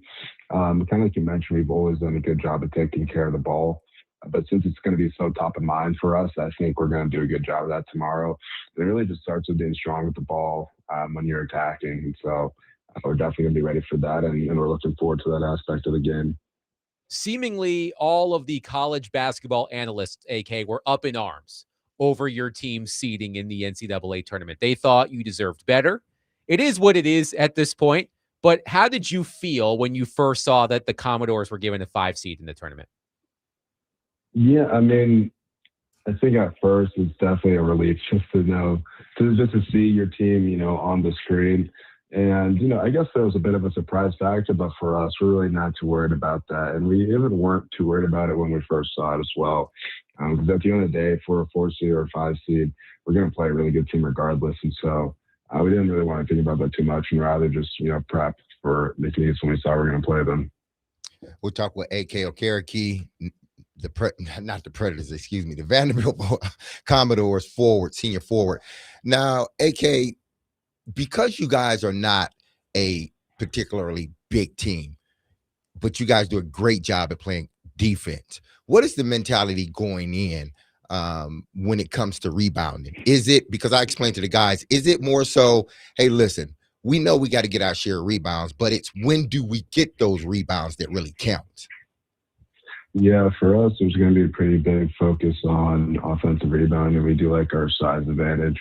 And so really just dominating that aspect of the game is going to be really important for us. Obviously, creating more shots and more possessions is going to be key. And so that is kind of the specific battle that we're looking to win within the war of rebounding. Now, what was your role coming in when you were recruited by Byington as a transfer? What was your role at the beginning of the season, and did it change as the season went on? Yeah, I mean, for him, he really just pitched a role that can do a little bit of everything. So whether it's, grabbing a board and getting us into our offense, just making plays for myself and for others. And so in that aspect, I don't really think it's changed, but I think just the comfortability within the role has kind of just increased over time as I get more accustomed to the offense and obviously the players and my teammates. So now, how does Tyler Nichols' outside shooting, like it was against Arkansas, how did that help you guys? One, from a rebounding standpoint, but this spreading the court. Yeah, it's huge. It's huge. I mean, he's been hitting shots, all year, and he's one of the best shooters in the country easily. And so for us, it's we really understand that once guys are not going to come off him, and so it really just opens the court up for everyone else and, makes plays easier. And then once someone does make that mistake and kind of plug off him, then it's just an easy kick to him, and he's going to make it 9 times out of 10. We're talking to A.K. Okereke, Vanderbilt forward, as they get set for the big dance tomorrow against McNeese. And A.K., first of all, congratulations on just a great season, you and your team. I got a chance over at the Huber Center, got to tour with a bunch of former players, and we actually cornered you in the lounge that was there right in front of the pool table, and you had to admit in front of all the former players that you were not an expert at pool. Has your game developed at all during the course of the season? No, I'm actually not a big pool guy. Never have been. Yeah, I'm more of like a ping pong guy, and I think there's 2 sides to that same table, so I kind of just patiently wait until the pool table turns into a ping pong table. Okay, so when the ping pong table comes out, that's when you head over to the table. That sounds like a good plan. Yeah. Well, yeah, definitely. Let me ask you about some things I've noticed. First, you come over from Cornell, and it's a unique situation. Chris Mignon really made a great transition to Vanderbilt last year, was a big part of their team, and you were teammates for a while with him. Did you get any input from him on the adjustment from going Ivy League to the SEC? Yeah, definitely. I mean, he was there on my visit, spent some time together, talked about his experience there, and, that was definitely a key aspect in sealing the deal, me coming to Nashville. So, my time with Chris at Cornell was really fun. We won a lot of games together. We had a good season. And, it was definitely good to kind of get that insight from him. And so that definitely played a big role. So what is the biggest difference in your mind? Because we've seen a lot of guys that have gone. It may not have been something that people thought of 20 or 30 years ago, the transition from going from the Ivy League to the SEC so smoothly. So what did you notice the difference? Because you can name a lot of guys that have done it here in recent years with all the transferring that goes on. Yeah, I'd say the biggest, it is different stylistically. Most Ivy Leagues kind of run some sort of variation of Princeton offense. And here in the SEC, high major is just a lot different, a lot more free-flowing. So just kind of adjusting that style of play has been good, at least for me. And obviously, the athleticism is a big part of it too. You kind of go from being one of the more athletic guys in the Ivy League to just having to adjust to where everyone is pretty big, athletic, strong, et cetera. So just kind of making slight tweaks and adjustments to my game is what I had to do early on.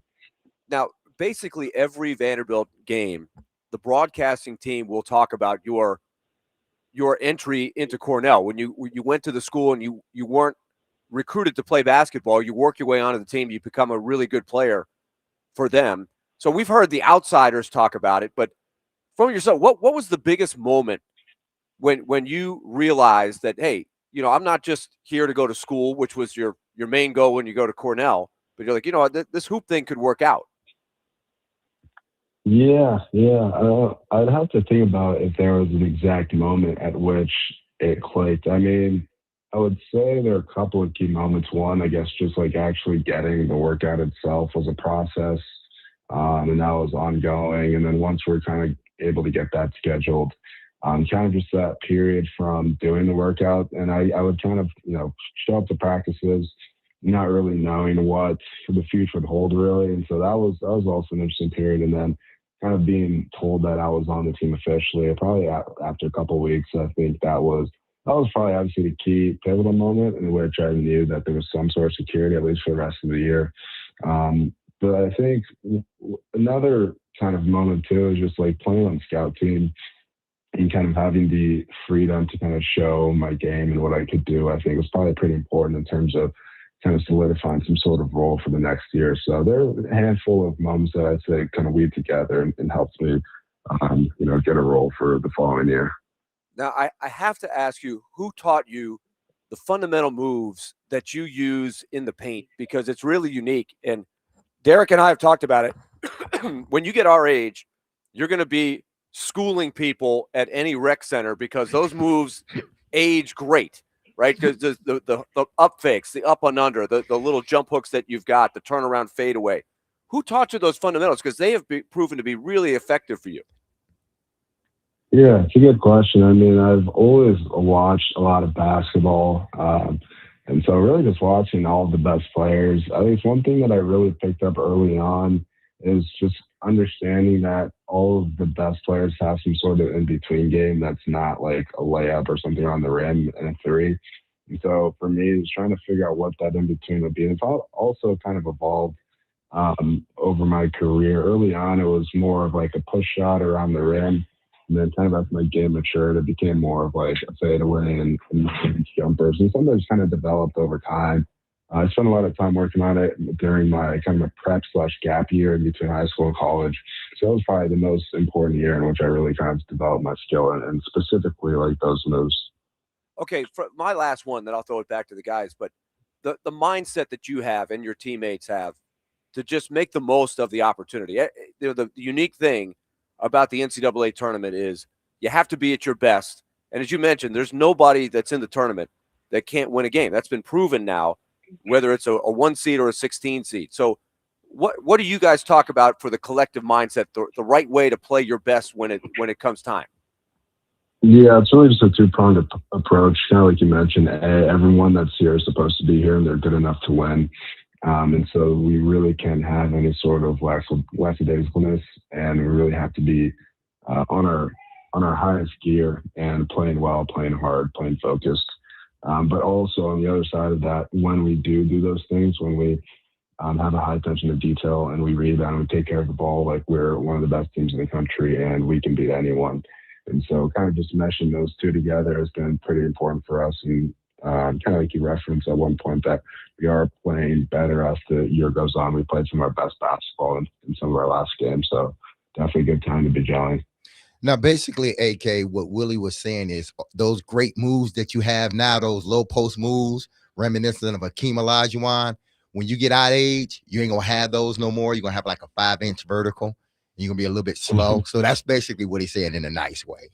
No, that's not what I'm saying. I'm saying at the rec center, those moves are particularly effective in pickup. That's what I'm saying.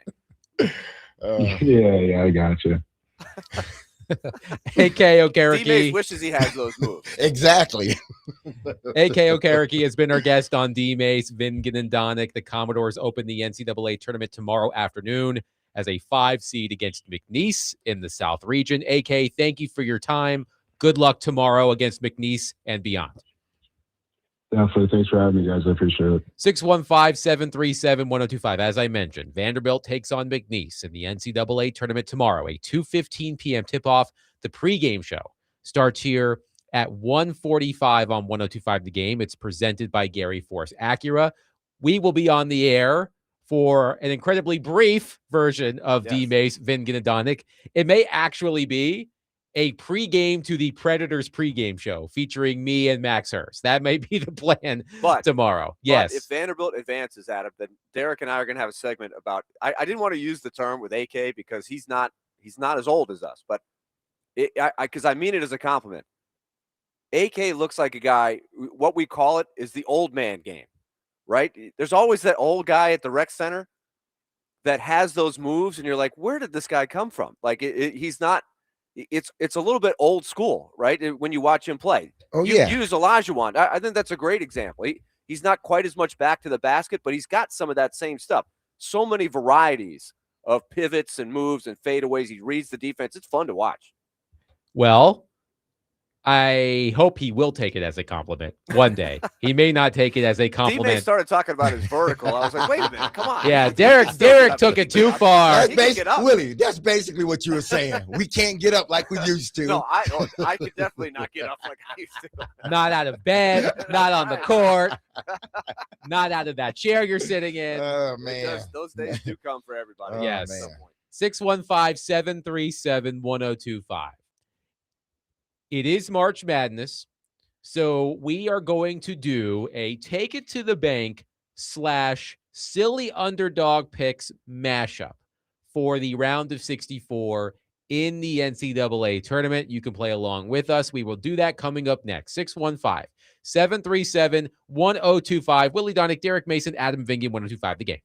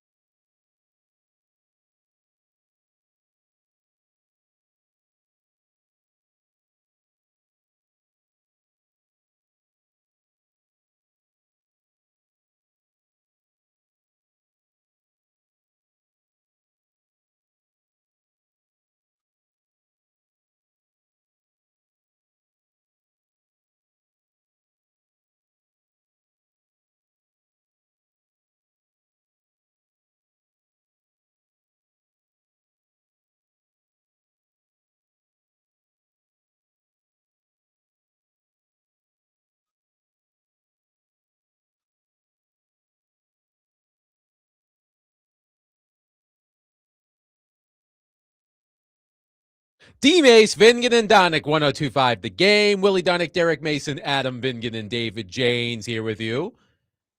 The NCAA tournament round of 64 starts tomorrow. The first game on the docket, TCU versus Ohio State at 11:15 a.m. Central on CBS. You guys are supposed to say IO. No, never would say that, ever. Come on, D-Mace. No. You How know did I how I know? roll. You know how I roll. How did I know you weren't going to say it back? I got a lot of Buckeyes in my family. How dare you, Willie Donick? By the way, we did have one texter compliment our interview just now with A.K. Okereke. And the texter said, by the way, played college ball at Delaware in the 80s, and I still use those old man moves in the rec center. They come in handy. Okay, there we go. They come in handy. I'm just imagining Willie Donick with the rec specs and the tube socks and the two short shorts and the tight tank top at the Y. Can't jump. Don't have those slick moves anymore. I have contemplated a comeback. It's been The a while. sneaky elbows, right into the rib cage. Willie would give you a pointy elbow. Willie He Donick I may definitely- seem unassuming, but Oh, no. get him on that court. He is a Exactly. menace. Turn to a madman. He is And a he'll menace. never argue about, bad call either. Oh, Never. Boy. I did get teed up in high school more than once, I have to say. No, maybe Oh, my just goodness. once. Maybe just once. But I Oh, don't yeah, sure. I don't think the refs like me. And if there may be some people listening who played in the lunch bunch or in it evolved into the morning basketball game. I played for a long time, so I can appreciate the pickup game. But it has been a few years since I played. But it gets thinking about those moves in the old man game. It's inspiring me. Do I want to make a comeback? Maybe I'll make a comeback. My dad Try it, Willie. My dad would play until he was at least 65 or 70. He loved playing out there. Like he would just keep going out there. So you talk like literally the old man game. But he had those moves too. But everything you're saying about me, he was like that too on the court. Like he would call traveling on you. He would call a charge. And you can't call a charge. In the pickup game, he didn't care. Hey, that's how it is sometimes. Sometimes you got to do what you got to do. Absolutely. You win, you stay on. You lose, you're not playing for a while. You may be sitting there for a couple hours. That's a real pickup game right there. In honor of the round of 64, here is what we are going to do. We are going to mash up Take It to the Bank with silly underdog picks. And here is how we are going to play. We are each going to select 3 underdogs. And we need to figure this out. So, Willie, you did have a point of order before the show, which we have not addressed. Well, I had a suggestion. Okay. But this year is a little different because wouldn't we say that the lines are a little bigger? There's there's not as many close games among the 11s and 12s than there normally are. Yes. Most years, the 11 and 12 seeds are not big underdogs. This year, it seems to be a little higher. True? Yes. Mhm. And because of that, what I suggest is we include all double-digit seeded We teams. can't go 10 though. The 10 that's really that's a coin flip game. How about right? 11? 11 I'll accept 11. Okay, let's do that. We will Mhm. pick only teams seeded 11 through 16. So we will each pick 3 teams. We will do it in a snake draft order. And for those who are unfamiliar with silly underdog picks, which we play during the college football season, here's how this works. Your underdog has to win outright. No points for a cover. If your underdog wins, you get this point spread added to your point total and take it to the bank. So, for example, Vanderbilt tomorrow is an 11.5 point favorite against McNeese. So if one of us picks McNeese and McNeese wins, that person gets 11.5 points added to their total. Mhm. So we are each going to pick 3 underdogs. You have to pick teams between 11 and 16. I did a random draft order. This is what I have a problem with. What? The guy that does the random order when nobody's around gets the first pick. It was Ooh, random. that's a good. That's a That's good. what I was Okay, wondering. fine. You want me to do it again? No, I'm just saying, like the random person, I mean the guy that's doing the actual, picking up the people. Okay. He We could ends up have had number one. Nick. Randomly, he I am ends up doing it number one. again. How did you do it? On a random order generator. I should have known. He Okay, had one of those. hold I on a shoulda minute. known. Hold on. I want to be above board here, so I am doing it again. No, I'm not saying look, that you're not. No, I'm not saying that you're not above board. but I want to. what I'm I want to saying is- remove. I want to remove all doubt. All right. So all this done. is the same. I'm showing you the same screen I chose earlier. Correct. So I'm about to hit complete draft order or generate draft order. Ready? And the first pick Okay. in the first pick in this underdog draft goes to David James. Here is There we Let's go. Here is the order of selection. I didn't want anyone to be like, well, Adam, yeah, he cheated. I didn't want. say you cheated, I know, but I I don't didn't want that to come back on you. I don't want any of that. We're just trying to save you. Yeah, That's all it is. yeah. Yes. that to come back Okay. on So you. here is the selection order. David will go first, followed by me, followed by Willie, Yes. followed by Derek. And Okay. because it's a snake draft, Derek, you'll have 2 consecutive picks Mhm. before we move up. So Perfect. David, you have the first pick. I'll keep a running tab here. So you have the first pick. Any team seeded 11 through 16. Your selection, please. So I'm looking at I have my handy dandy bracket right here. And so the first one I'm going to pick is High Point. Oh, Dun, dun, dun, dun. that was going to be my pick. Oh boy. Oh well, you gotta go to your second choice. High Point is a 10.5 point underdog against Wisconsin. That is a good pick. That is a good pick. That was going to be my first pick, you son of a you-know-what. Lindsay Rowley is smiling somewhere if she's listening. Yes. The High Point alum. Yes. And by the way, the High Point women coming to Nashville to take on Vanderbilt on the women's side. So High Point has the double hoops, the men and women in there. All right. I will have to pivot. Mm-hmm. And Pivot. I pivot, yes. We didn't have Chandler Bing on the show. We had AK Okereke, but I will pivot. And how ironic is it that in college basketball, you no longer need to establish a pivot foot. You just take as many steps as you want in the lane. Yeah. All right. Here's what I'm going with. I am going to take the Pride of Hofstra over Alabama Oh, that's a good one. It's a good I one. like in that a one. 13-4. Hofstra is an 11.5 point underdog against Alabama in round 1. So off the board, High Point over Wisconsin, Hofstra over Alabama. Willie Donick, your selection. You know what? Mhm. I'm going to go to school on what our guy CJ Moore. I told you what he was doing. What did I tell you? I Adam? like his approach. I like his approach. So I am going to go because there's been a lot of people. This is not just him. There's a lot of people centering on this theory here that Akron all year long has been the best team in the MAC. So I will take Akron. Willie Donick takes the Akron Zips, a Hmm. 7.5 point underdog against Texas Tech, an injured Texas Tech, missing first team All-American JT Toppin. So Willie takes Akron, 7.5 points over Texas Tech. Derek, you get 2 picks in a row. Yes, and I'm gonna do this because one is gonna be because of points, and the other is because I think actually this is gonna win. Oh, I can play it safe with both of them, but I'm not, because I'm going with the hometown Tennessee State Woo! to Oh, beat man. Iowa Oh. State. A 2 versus 15. Yes. All I'm going right. with that. Wow. TSU, They by win, the way, you win.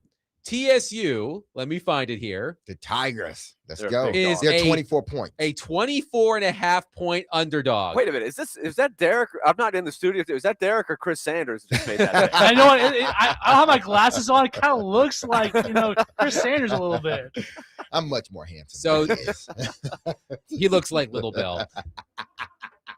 Well, at least he doesn't look like Papa Smurf.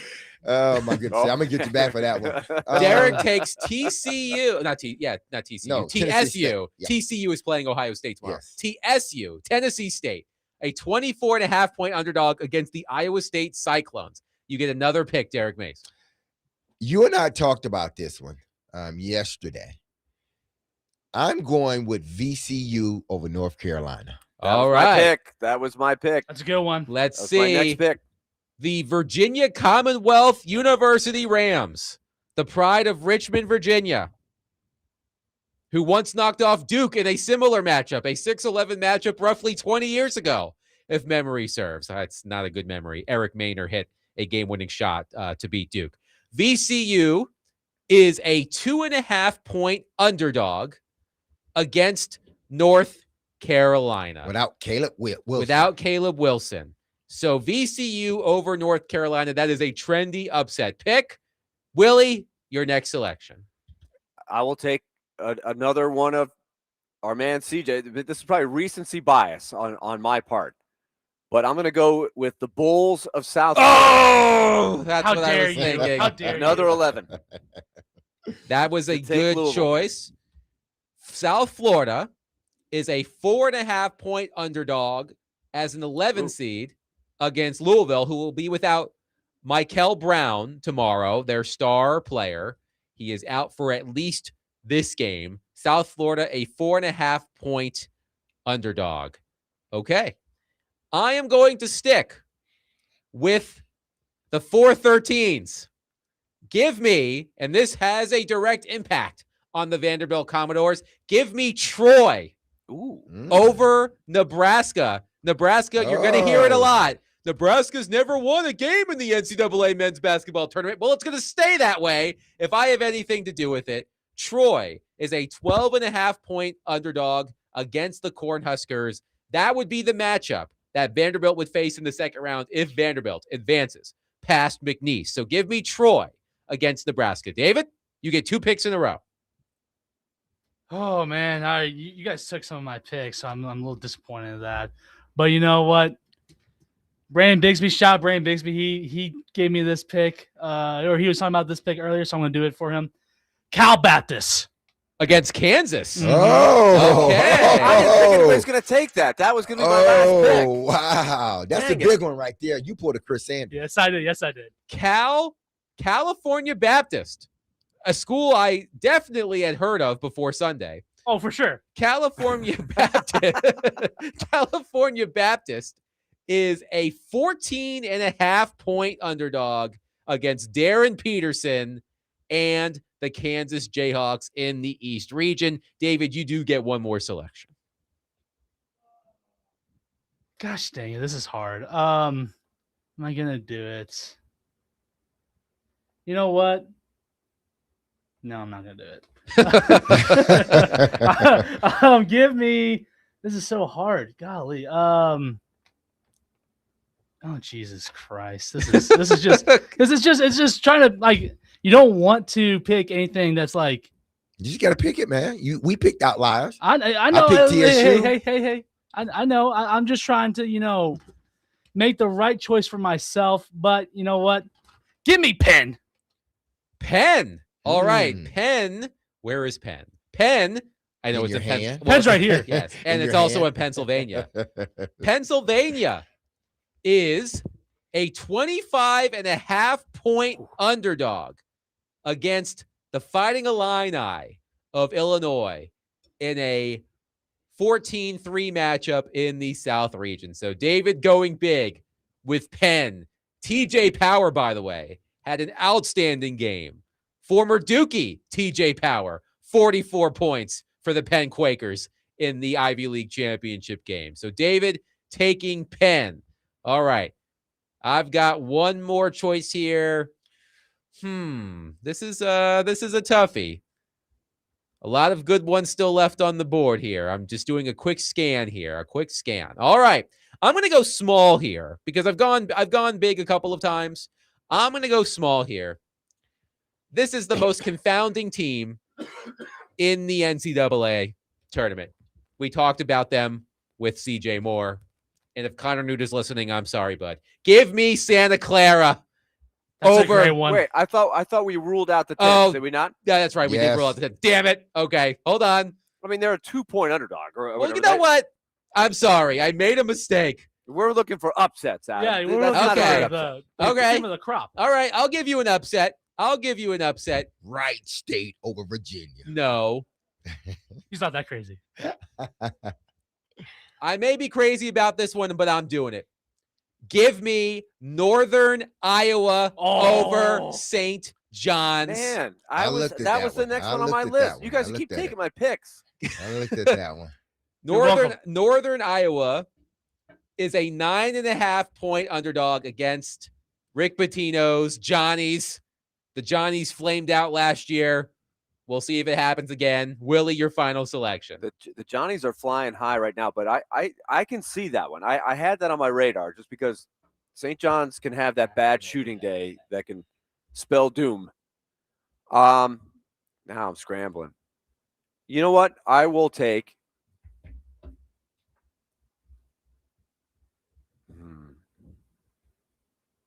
This is great radio. Yeah. All right. He's thinking. I'm thinking. Think long. I'm Stalling is what rattled you're because doing. I had Cal Baptist. Think long. And I Think long. had Cal Baptist and I had Adams pick 1-2. You ready stole to my roll. South Florida pick, so I was just that's why I was taking Okay. so long. You know what? That Northern Iowa pick, they are 24th in adjusted defensive efficiency. And St. John's can shoot really, really poorly. They really can. Yeah. So, They can D up, but yes, Yeah. they Yes. can look ugly at yes. times. All right, Willie, you're All on the right. clock, buddy. Okay. Just because I would love to see it, and I don't think I can do this in my bracket, but I am just going to take Furman, Oh. 15 against UConn. All right. Just take a flyer. I'm going Chris Sanders, long bomb. The Paladins. This is a Hail Mary right here. The Paladins of Furman, who defeated Virginia a few years ago, if Mhm. memory serves. Yes. The Paladins of Furman are 20.5-point underdogs Let's go. against the UConn Huskies. Derek, your final selection. Oh, man. Do it, D-Mace. Do it. I am going to. I would never do that. I know what you're trying to insinuate. I would never in my life, in your life, The do North that. Dakota State Never. Bison. I am not Chris Sanders. I would never do that. Okay, ever. They play Michigan I'm more State, like by the way. Willie. Okay, never Yeah. vote against Commodores. I'm not Yes. even like you because you voted against me. You bet against Duke, And I was right that one time. but still, it ain't about being right. It's about being loyal. That's To right. your team. Okay, exactly, to your team. Okay. So, with that being said, Howard over Michigan. That's honestly what I was actually going at. Is that it?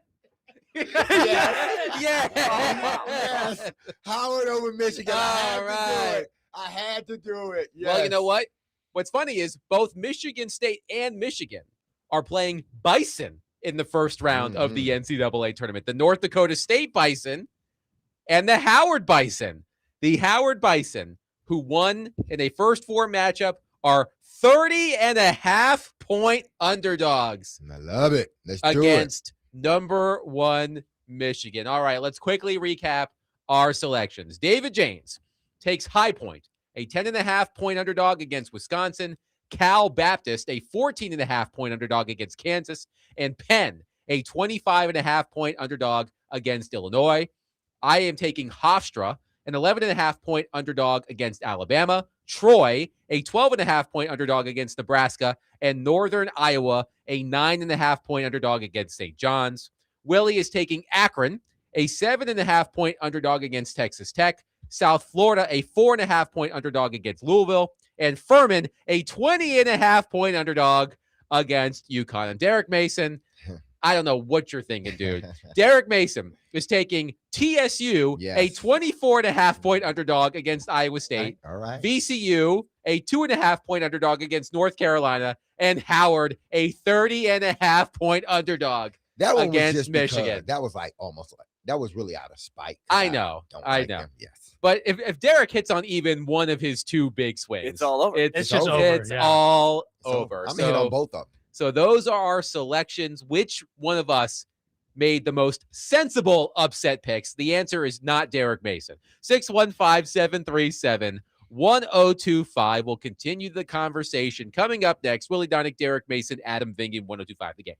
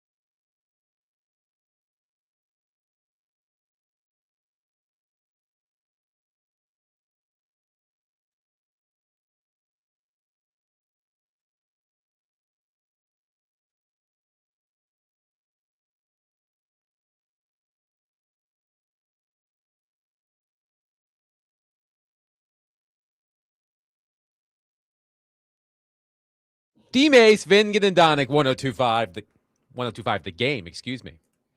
Willie Donick, Derek Mason, Adam Vingan here with you. Keeping the love train going here. Okay. So many songs if the Titans decide to draft Jeremiyah Love.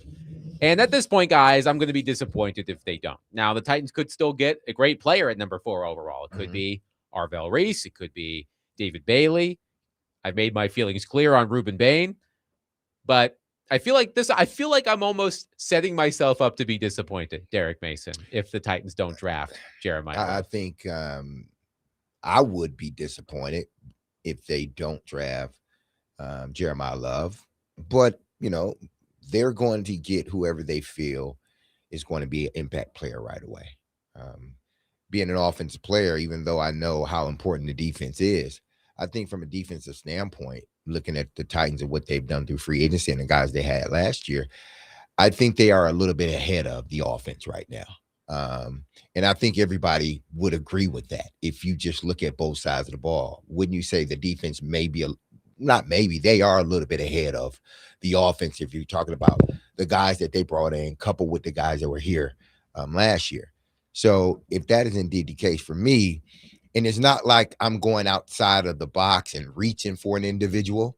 I'm not reaching. That guy is standing right next to you. You don't have to reach for him. He's right there with you. He's right there next to you. So it wouldn't be a reach for the Tennessee Titans to draft Jeremiyah Love. I think he would be barring injury, because listen, injury can happen. And one of our texters brought up, well, if it doesn't work out, then we be crucified for drafting him.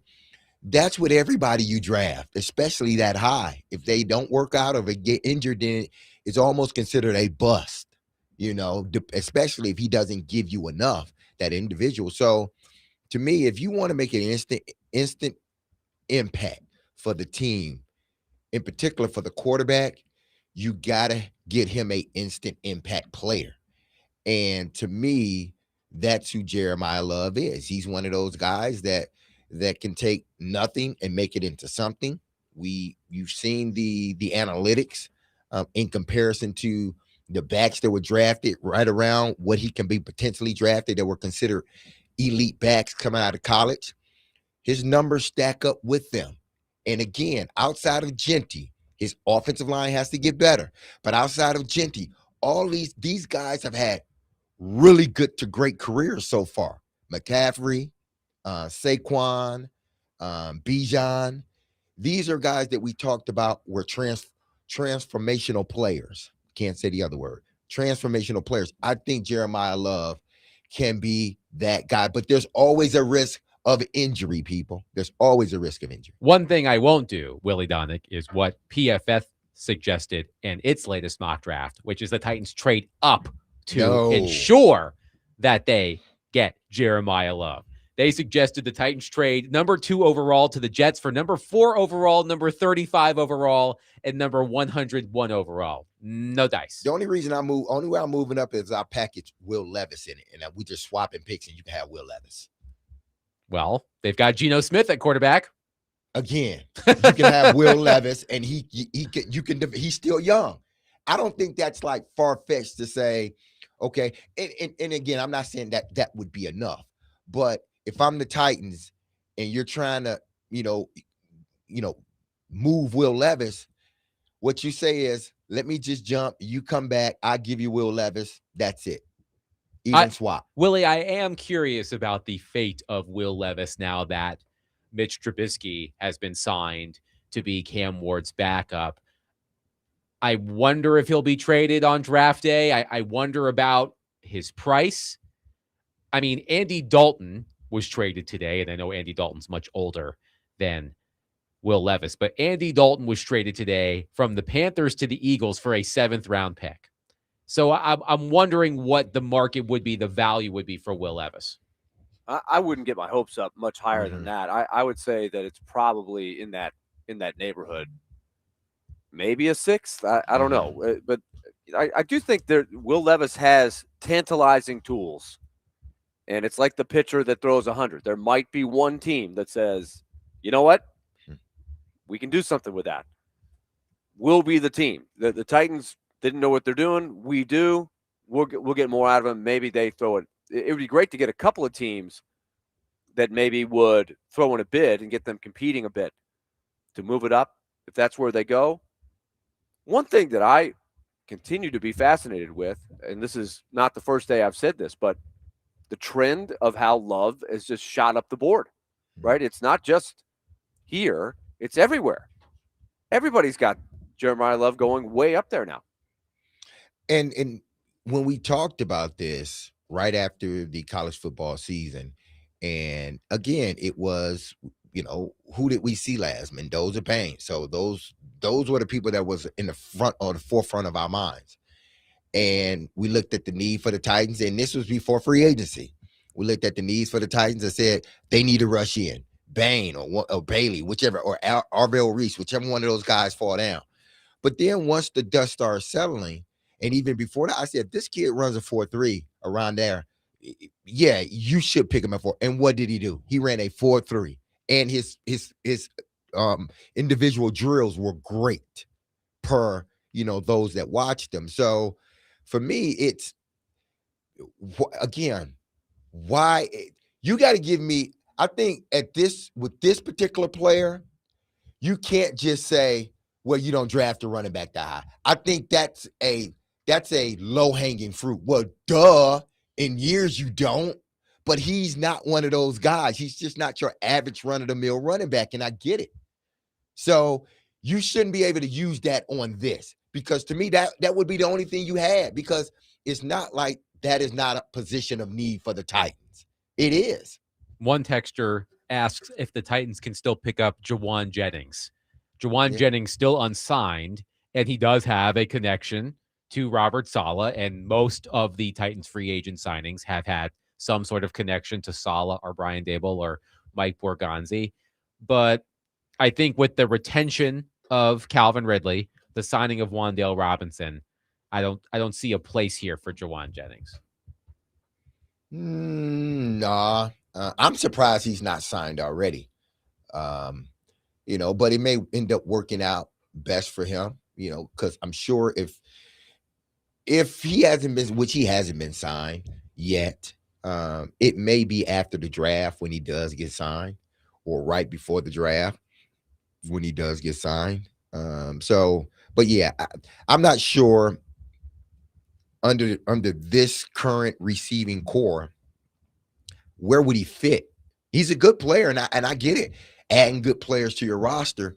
But again, like I said, you have two young guys that showed throughout the season they're developing, and a third in the tight end that's developing. So let those guys continue to develop. You brought in Wan'Dale Robinson, you re-signed or restructured Calvin Ridley, and you may draft a receiver in this year's NFL draft. Why do I need to go get Jennings, even though he is a good player?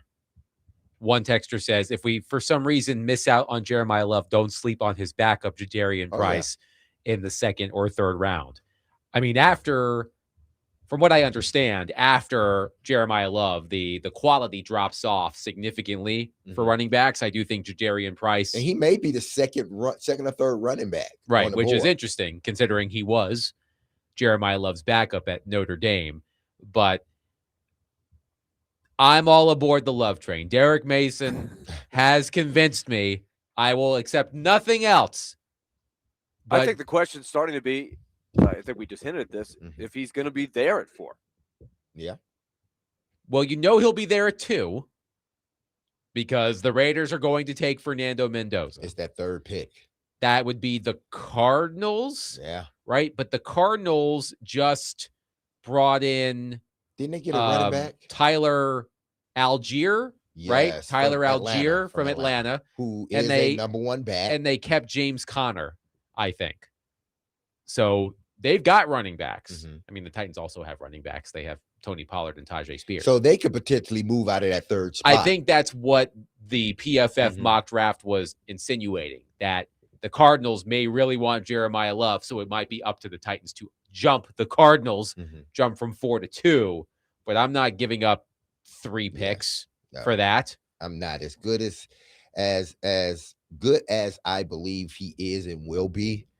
I'm not giving up picks that high. I'm already high. I'm not giving up picks just to move one slot. It's not it's not a quarterback. I wouldn't do it for a defensive lineman or anybody. It had to be a quarterback for me to do that. 615-737-1025. We'll continue to take your thoughts on Jeremiyah Love as the Titans' potential number 1 pick, number 4 overall in the first round. 615-737-1025. We'll wrap up the show. Coming up next, Willie Donick, Derek Mason, Adam Vingan. By the way, our off-season coverage of the Tennessee Titans is presented by Tennessee Brewworks. Raise a glass with Tennessee Brewworks, proud partner and the official craft beer of our football off-season coverage right here on 102.5 The Game.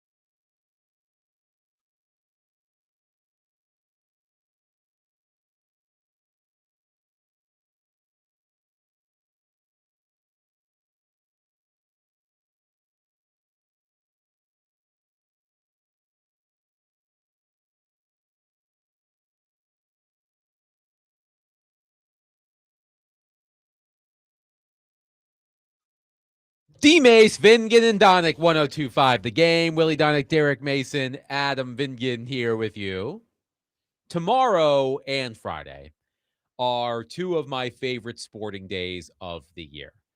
Wall-to-wall basketball. from 11:15 in the morning until probably close to midnight. And I've got great memories of not paying attention in college classes because I had my laptop open, streaming all the games. I'm sure the two old heads on the show remember the teacher rolling in the heavy TV during class to watch the games when you could only watch one game at a time. Those were the days, right? Oh, absolutely. And no multi-view back then, Willie. Willie, I'm using the multi-view. Come on, you got to cross over, I'm Willie. Sure come you are. on. I'm not doing it. Oh, Willie, there are going to be so many games on Thursday. You know, one of the things that is a lost art in all of this is the sports bar thing. Yeah. Because you can still do it, but they used to have a lot more concentration, right? Because there were less people that could get all of the game. Now they've got it set up. If you have the March Madness app and if you got the cable, you can get all 4 games. There's not a single game that you can't get. But it didn't used to be like that. And so you used to have to go to a sports bar if you wanted to see all of the games going on. And a lot of times there were 3 games going on at the same time. I think they stagger them more. It's a longer period of time slightly now than it used to be. And you've lost a little bit of that dynamic of the real crowded sports bar at lunchtime going crazy. I remember 25 years ago. So I would have been 11 going on 12. Sorry, guys. I would have been 11 going on 12. And Duke was playing its first round matchup against Monmouth. I believe that's how it's pronounced. And Duke took like a 9-0 lead, like a minute and a half into the game. They came out firing. I think it was Jay Williams, Mike Dunleavy hit a couple of threes. Monmouth took a quick timeout with like a minute and a half into the game. They go to commercial break. They come back, and I guess it would have been one of the Gumbles, right? Was it Brian Gumble, right? He was like, well, that was it for that game. We're going to take you to another game. Right. It's like you couldn't watch it anymore. The game was still on for 48 and a half minutes, or 46 and a half minutes, or 38 and a half minutes, whatever the math is. And it was like, nope, you can't watch it anymore. So days that's why you would have to go to a sports bar. Yes, but I at 11 years old, because Kentucky used to be in that position all the time, and there were some great stories that the Channel 5 guys used to tell about how the Kentucky fans would absolutely wear out the switchboard. And the late Mark Howard would pick up the phone and he'd go, guys, Kentucky's up by 40. Chill out. The game's over. We're switching to another game. And the Kentucky fans would not have it. Like, they wanted to see the whole game, even if it was 90-50. Well, those days are long gone. Those days are over. So we've lost something there. But again, when you talk about the sports bars, Willie, there's nothing like the multi-view. That can be your own sports bar at home. I will say, in defense of Willie, I can go 2. I can't go 3. I will say in defense of Willie, it is difficult. I like to watch a game and I like to focus on that game. And when there are 4 games going on my TV screen at one time, it is hard for me to focus. And then you have the people who have the multi-view with the 4 games on the TV. Then they've got their laptop open. Then they've got their phone on, and they're streaming like 9 games at once. That's too much. Well, the first day of March Madness, you have to do that. You have to. There's no excuse on why not to. I'm one of those people, and I think Willie is one of those people as well, where I'm going to focus on one game, but if I sense that another game is getting close or nearing the end, I'll switch over. But that's when you have to be strategic, and that's what you can do on the multi, because you could do 4. You can do 3, you could do 2, or you could just do the 1, but that's not a multi. I mean, like, I'm not. And then you could just go over. I'm not even a red zone guy, like an NFL red zone guy. I watched red zone a couple of times at Willie's house during the season, and it's like a sugar rush. It's just like it's beyond that. I couldn't keep up. It's like, we're going to play this game for 5 seconds, then we're going to go to this game, then we're going to go to that game. It's just like I can't keep up. But like the dopamine hits, right? And you can't. That's what March Madness is about, man. I know. You don't Watch have to tell as me. Many games as you possibly can at one time. It's not like Willie got a 22-inch TV or 10-inch TV. Then I would say, no, you don't do the multi-view. But I'm sure Willie has a big enough TV where he could set it all up and his computer, not his cell phone, but his computer.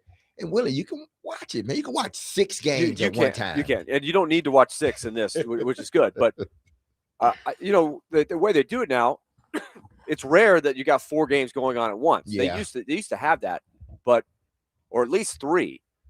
Now it seems like the most you have is 2, and so you can do 2.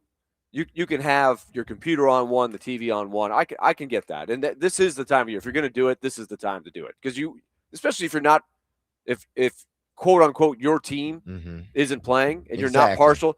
You want the craziness. Like, show me the craziest game, and I'll focus on that one. See, if Vanderbilt is playing or Michigan State is playing, I'm not going to do the 4. I'm not going to do the multi. I do the 2. Well, you're going to have to do that because tomorrow Vanderbilt is scheduled to tip off at 2:15, Michigan State at 3:05. So I'm going to have to do it. But one will already be in progress, so I don't have to watch it too long. Well, if you look at the games that start at the beginning of the day, the first game of the day, 11:15 a.m., TCU versus Ohio State. So that's 11:15. Troy versus Nebraska at 11:40. South Florida versus Louisville at 12:30. High Point versus Wisconsin at 12:50. And then there is a break until Siena plays Duke at 1:50, Vanderbilt at 2:15. So there's about an hour in between the start of the 4th game and the beginning of the 5th game. But there'll be like at least 3 games on at one time. They all will not be in the same spot as far as time remaining or whatnot, or time in, but you will have 3 or 4 that's going on at the same time. Yes. And that is the beauty of March Madness. These 2 days are so much fun. By the way, you can join Big Joe and Nick Frazier tomorrow at Jelly Roll's Good Night Nashville as they broadcast before Vanderbilt's game, pregame at 1:45, tip-off at 2:15. We will be on the air briefly following the post-game coverage from Bridgestone Arena, where the Predators take on the Kraken in a big game in the Western Conference playoff race. And on Friday, you can join Chase and Frazier and the 3 of us in our neck of the woods, Willie, Boom Baz in East Nashville. It's going to be a beautiful day, wall-to-wall sports, basketball all over the screens. Come play hooky with us. We had fun doing that last year at Boom Baz. It's fun. So would y'all say that, and I'm sure y'all probably would agree with me, outside of the Olympics, which only happens every 4 years, to me at least, this is the best sort of sport, like continual sporting event outside of the Olympics. March Madness? March Madness. I mean, yes. I love this time of year. But I'm saying like continuous, like it's like game after game, day after day, but then it breaks off after a while to give you a little break, and then it jumps back on it again. Yeah. I think outside of the Olympics, because everybody's watching the Olympics, March Madness has to be second. JC in Goodlettsville, by the way, says if Vandy wins, do we know what time they play Saturday? No. That will be announced probably late Thursday night, early Friday morning, if Vanderbilt advances, and they would take on the winner of Nebraska versus Troy. I got a quick story. Okay. Unless you're not finished with go basketball ahead. Stuff. No. Okay. And I meant to say this at the beginning of the show, but because we were discussing Mahoney, I was like, nope, this is Mahoney's time. Yesterday at about 9:00 p.m., I was hungry because I had just left yoga. McCall and I had just left yoga. What time do you do yoga? I did yoga at 7:30. Okay. So came home, took a shower. So I was hungry. So I'm not going to say the establishment, but I end up ordering a pizza. It was 9:30. I wait around. I'm thinking, okay, I do everything, and we're watching the show. 9:30 becomes 10, becomes 10:30, becomes 11. And we're wondering, like, where's the pizza? Find out, well, they didn't deliver my pizza. And here was their explanation, because I called them this morning when they opened. I called them. Definitely I called, because I was hungry.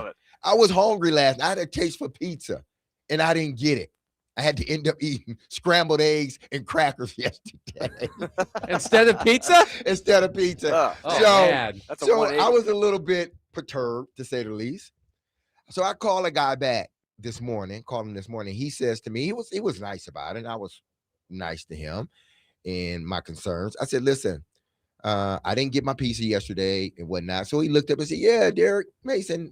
It's like, yeah, well, we stopped taking orders at 9:30. I said, well, let me stop you right here. Let me stop you. I said, your website didn't notify me of that. It did not say on your website, we are not taking orders after a certain time, because I've went to websites and they won't even let you order. Right. It's a bummer, but Exactly. at least they're telling you. Absolutely. So I'm like, sir, I was very nice. I said, sir, I said, well, I understand. I said, well, what you need to understand is that your website should have informed me or should not have allowed me to make the order.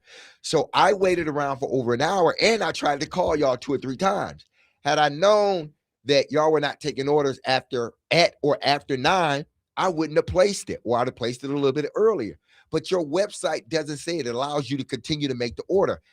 I said, you need to change it. So I'm telling every establishment out there that has a website for delivery, whether you're using one of these apps, and I know majority of them do, if you stop taking orders after a certain time, please, when one goes on your website, don't allow them to make the order. That's all I'm asking.